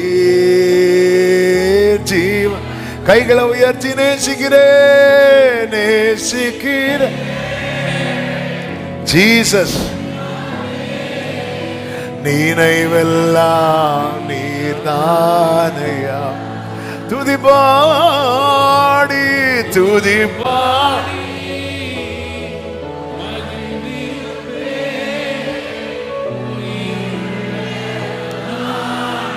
வேதம் என்ன சொல்லுகிறது? உங்கள் கவலைகளை எல்லாம் மார்த்தாளால வைக்க முடியல. இயேசுவை வீட்டுக்கு இன்வைட் பண்ண முடிஞ்சது, இயேசுவின் பாதத்துல வைக்க முடியல. மரியாள் வச்சுட்டாங்க. அந்த கண்ணீரை பாதத்துல விழுந்து. மார்த்தாள் அழுத போது அழாத இயேசு மரியாள் அழுத போது அழுதார். அது முள்ளா வளரவே விடல. மரியாளுக்குள்ள கவலை தங்கினது 3 நாள். அந்த 3 நாளும் இயேசு வராததுனாலதான் தங்குச்சு. இயேசு ஃபர்ஸ்ட் டேயே வந்திருந்தா மரியாளுக்குள்ள அந்த கவலை தங்கி இருக்காது. கவலை எனக்கு கவலையா இருக்கு, நான் ஹர்ட் ஆயிட்டேன் சில காரியத்துல அப்படின்னு சொல்லிட்டு என்னால போய் தேவ சமூகத்துல அழ முடியும்னு வைங்களேன். அது முள்ளா எனக்குள்ள வளராது. அந்நாள் எல்கானா முன்னாடி அழுறது வரைக்கும் முள்ளு வளர்ந்துட்டே இருக்கு. ஆனா ஆண்டவர் சமூகத்துல போய் அழுதா பாருங்க, வேதம் சொல்லுகிறது, அதன் பிறகு அவள் துக்க முகமாய் அந்த முள்ள உடைச்சு போட்டார். முள்ளில் பட்டின நெருப்பை போல இன்னைக்கு முள்ளு கூடவே வளர்ந்து, லூக்கா 8 அது அழகா இருக்கும், கூடவே வளர்ந்து.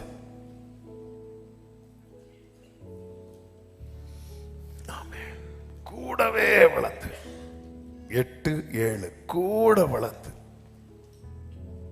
இன்னைக்கு எனக்குள்ள இருக்கிற வசனத்தை எதுவுமே என் கவலை வசனத்தை நெருக்குது. எத்தனை டைரியில கர்த்தர் பேசினார்னு எழுதி வச்சிருப்போம். அதுக்கப்புறம் நம்மளால அதை திருப்பி கூட பார்க்க மனசு வராததுக்கு ரீசன் என்ன தெரியுமா? கவலைகள் முல்லை போல வளர்ந்ததை நெருக்கி போடுது. எத்தனை பர்சனல் டைரி வச்சிருப்போம், யாரும் பார்க்க, இது ஆண்டவர் என்கிட்ட இன்னைக்கு பேசினது, இப்படி பேசினது, அதை திருப்பியாவது பார்க்கிறோமா? அதை எத்தனை டைரிய திரும்ப ஓபன் பண்ணாம வச்சிருக்கிறோம். ஏன்னா கவலை அதை தான் நெருக்கி போடும். நீங்க மொத்தத்தில் இந்த 4 நிலத்தை குறித்து சொல்லும் போதும் இந்த முதல் 3 நிலமை எங்கதான் கை வைக்குதுன்னு பாருங்க, வசனத்துல தான்.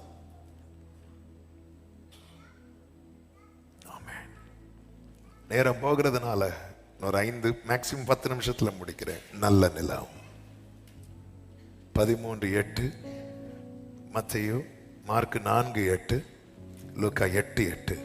இதுல என்னை கவர்ந்த வார்த்தையை சொல்லுகிறேன், சில விதை. எல்லாரும் சொல்லுங்க பார்க்கலாம், சிலது. ஆமென், ஹல்லேலூயா, ஆமென். நிலம் நல்ல நிலமா இருக்குன்னு வைங்களேன், கொஞ்சம் போதும்.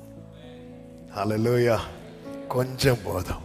சில விதை விழுந்தாலே போதும், அது 100ஆகவும் 60ஆகவும் 30ஆகவும் பலன் தரும். இந்த நல்ல நிலத்தை உடையவனுடைய குவாலிட்டி என்ன தெரியுமா? 1, அவன் உணருகிறான். மத்தேயு 13:23.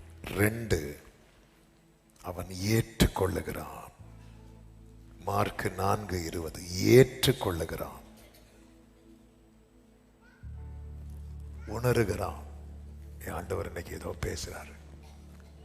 இரண்டாவது ஏற்றுக்கொள்ள, நான் ஒத்துக்கிறேன் ஆண்டவரே, ஏற்றுக்கொள்ளுகிறான். காயின் ஏற்றுக்கொள்ளவே இல்லை. ஏன்னா அந்த நிலம் மோசமான நிலம். ஆண்டவர் பேசுற வார்த்தையை ஏத்துக்கிறோமா நம்ம? 3 காத்து கொள்ளுகிறான். லூக்கா 8:15. அந்த லூக்கா 8:15 வாசியுங்கள். நல்ல நிலத்தில் விதைக்கப்பட்டவர்கள் வசனத்தை கேட்டு அதை உண்மையும் நன்மையுமான இருதயத்திலே காத்து பொறுமையுடனே பலன் கொடுக்கிறவர்களாய், வசனத்தை காத்து கொள்ளுகிறவன் தான் எப்படி இருப்பான் தெரியுமா? சத்தமா சொல்லுங்க, அழகா சொல்றீங்க. பொறுமையா இருப்பான். வசனத்தை காத்து கொள்ளுகிறவன் பொறுமையா இருப்பான். யோபு காத்து கொண்டதுனால பைபிள் அவனுடைய பொறுமையை குறித்து சாட்சி கொடுக்கிறது.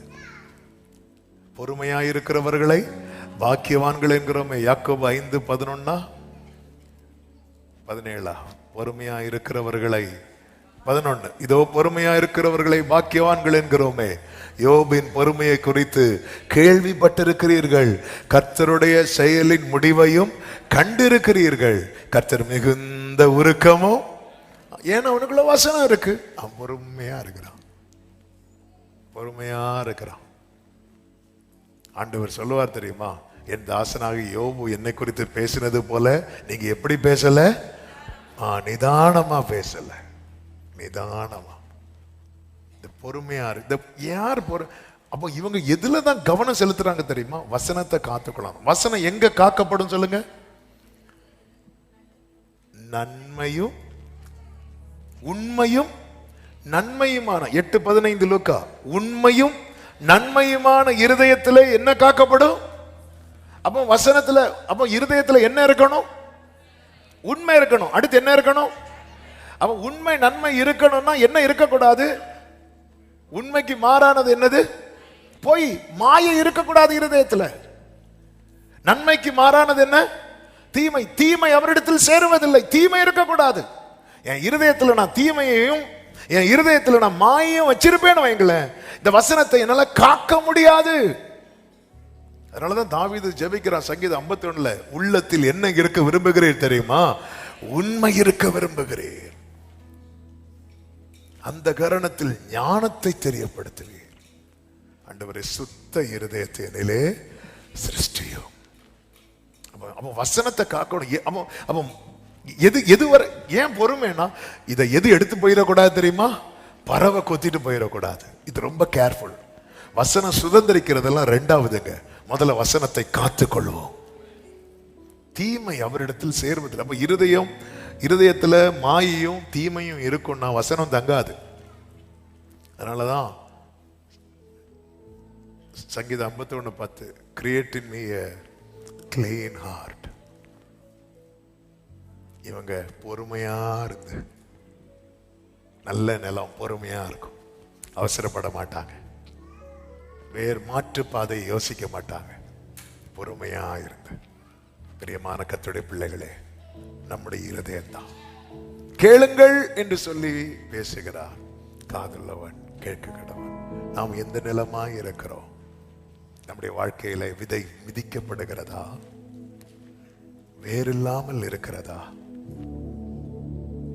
முள் நெருக்கி போடுதா? இல்ல 100ஆய் பலன் கொடுக்குதா? ஆண்டவர் சமூகத்துல, ஆண்டவரே நல்ல நிலமாய் என்னை மாற்றுங்க ஆண்டவரே. ஆமென். இமேஜர் ஆண்டு சமத்துல ஒரு 2 நிமிஷம் முழங்கார் படியிடலாமா? ஓரலமா முறியாத்தனமா முறியா குயவனே குயவனே படைப்பின்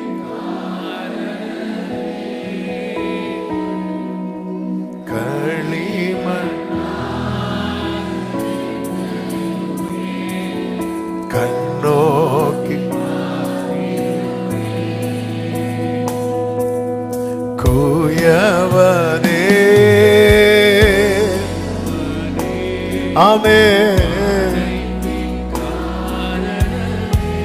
களிமண்ணான என்னையோ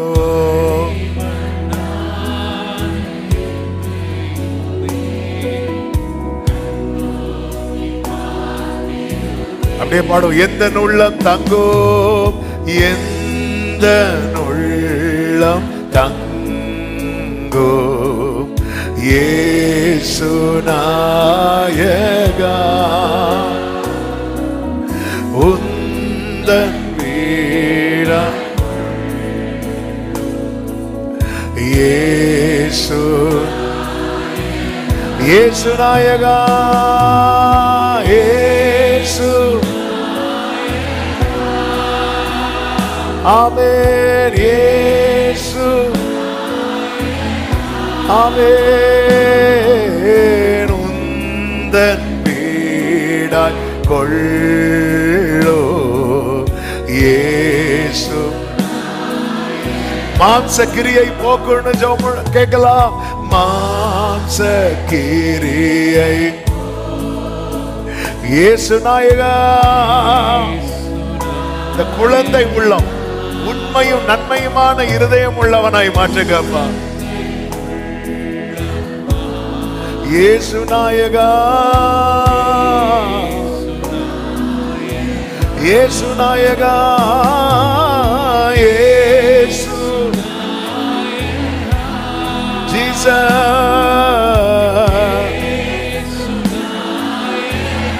குழந்தை உள்ளமாக்கும் குழந்தை.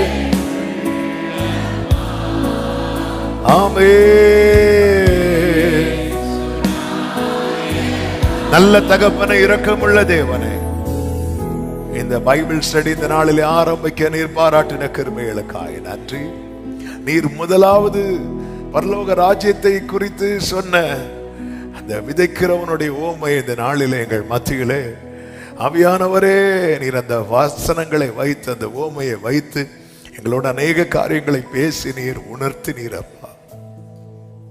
நல்ல நிலம் போல உணரணும், ஏற்றுக்கொள்ளணும், காத்து கொள்ளணும், பலன் கொடுக்கணும். கிருபை செய்யும், கிருபை செய்யும். எங்க வாழ்க்கையில வசனம் மிதிக்கப்படவே கூடாது. அது பறவை எடுத்துட்டு போயிடும். ஆண்டவரே, நாங்க வசனத்தை விட்டுறவே கூடாது. அதை உண்மையும் நன்மையுமான இருதயத்திலே காத்து 100 பலன் கொடுக்க எங்களுக்கு கிருபை செய்யும். அந்த ஒவ்வொருவருக்காய் ஸ்தோத்திரம். இதில் இணைந்திருக்கிற ஒவ்வொருவருக்காய் ஸ்தோத்திரம்.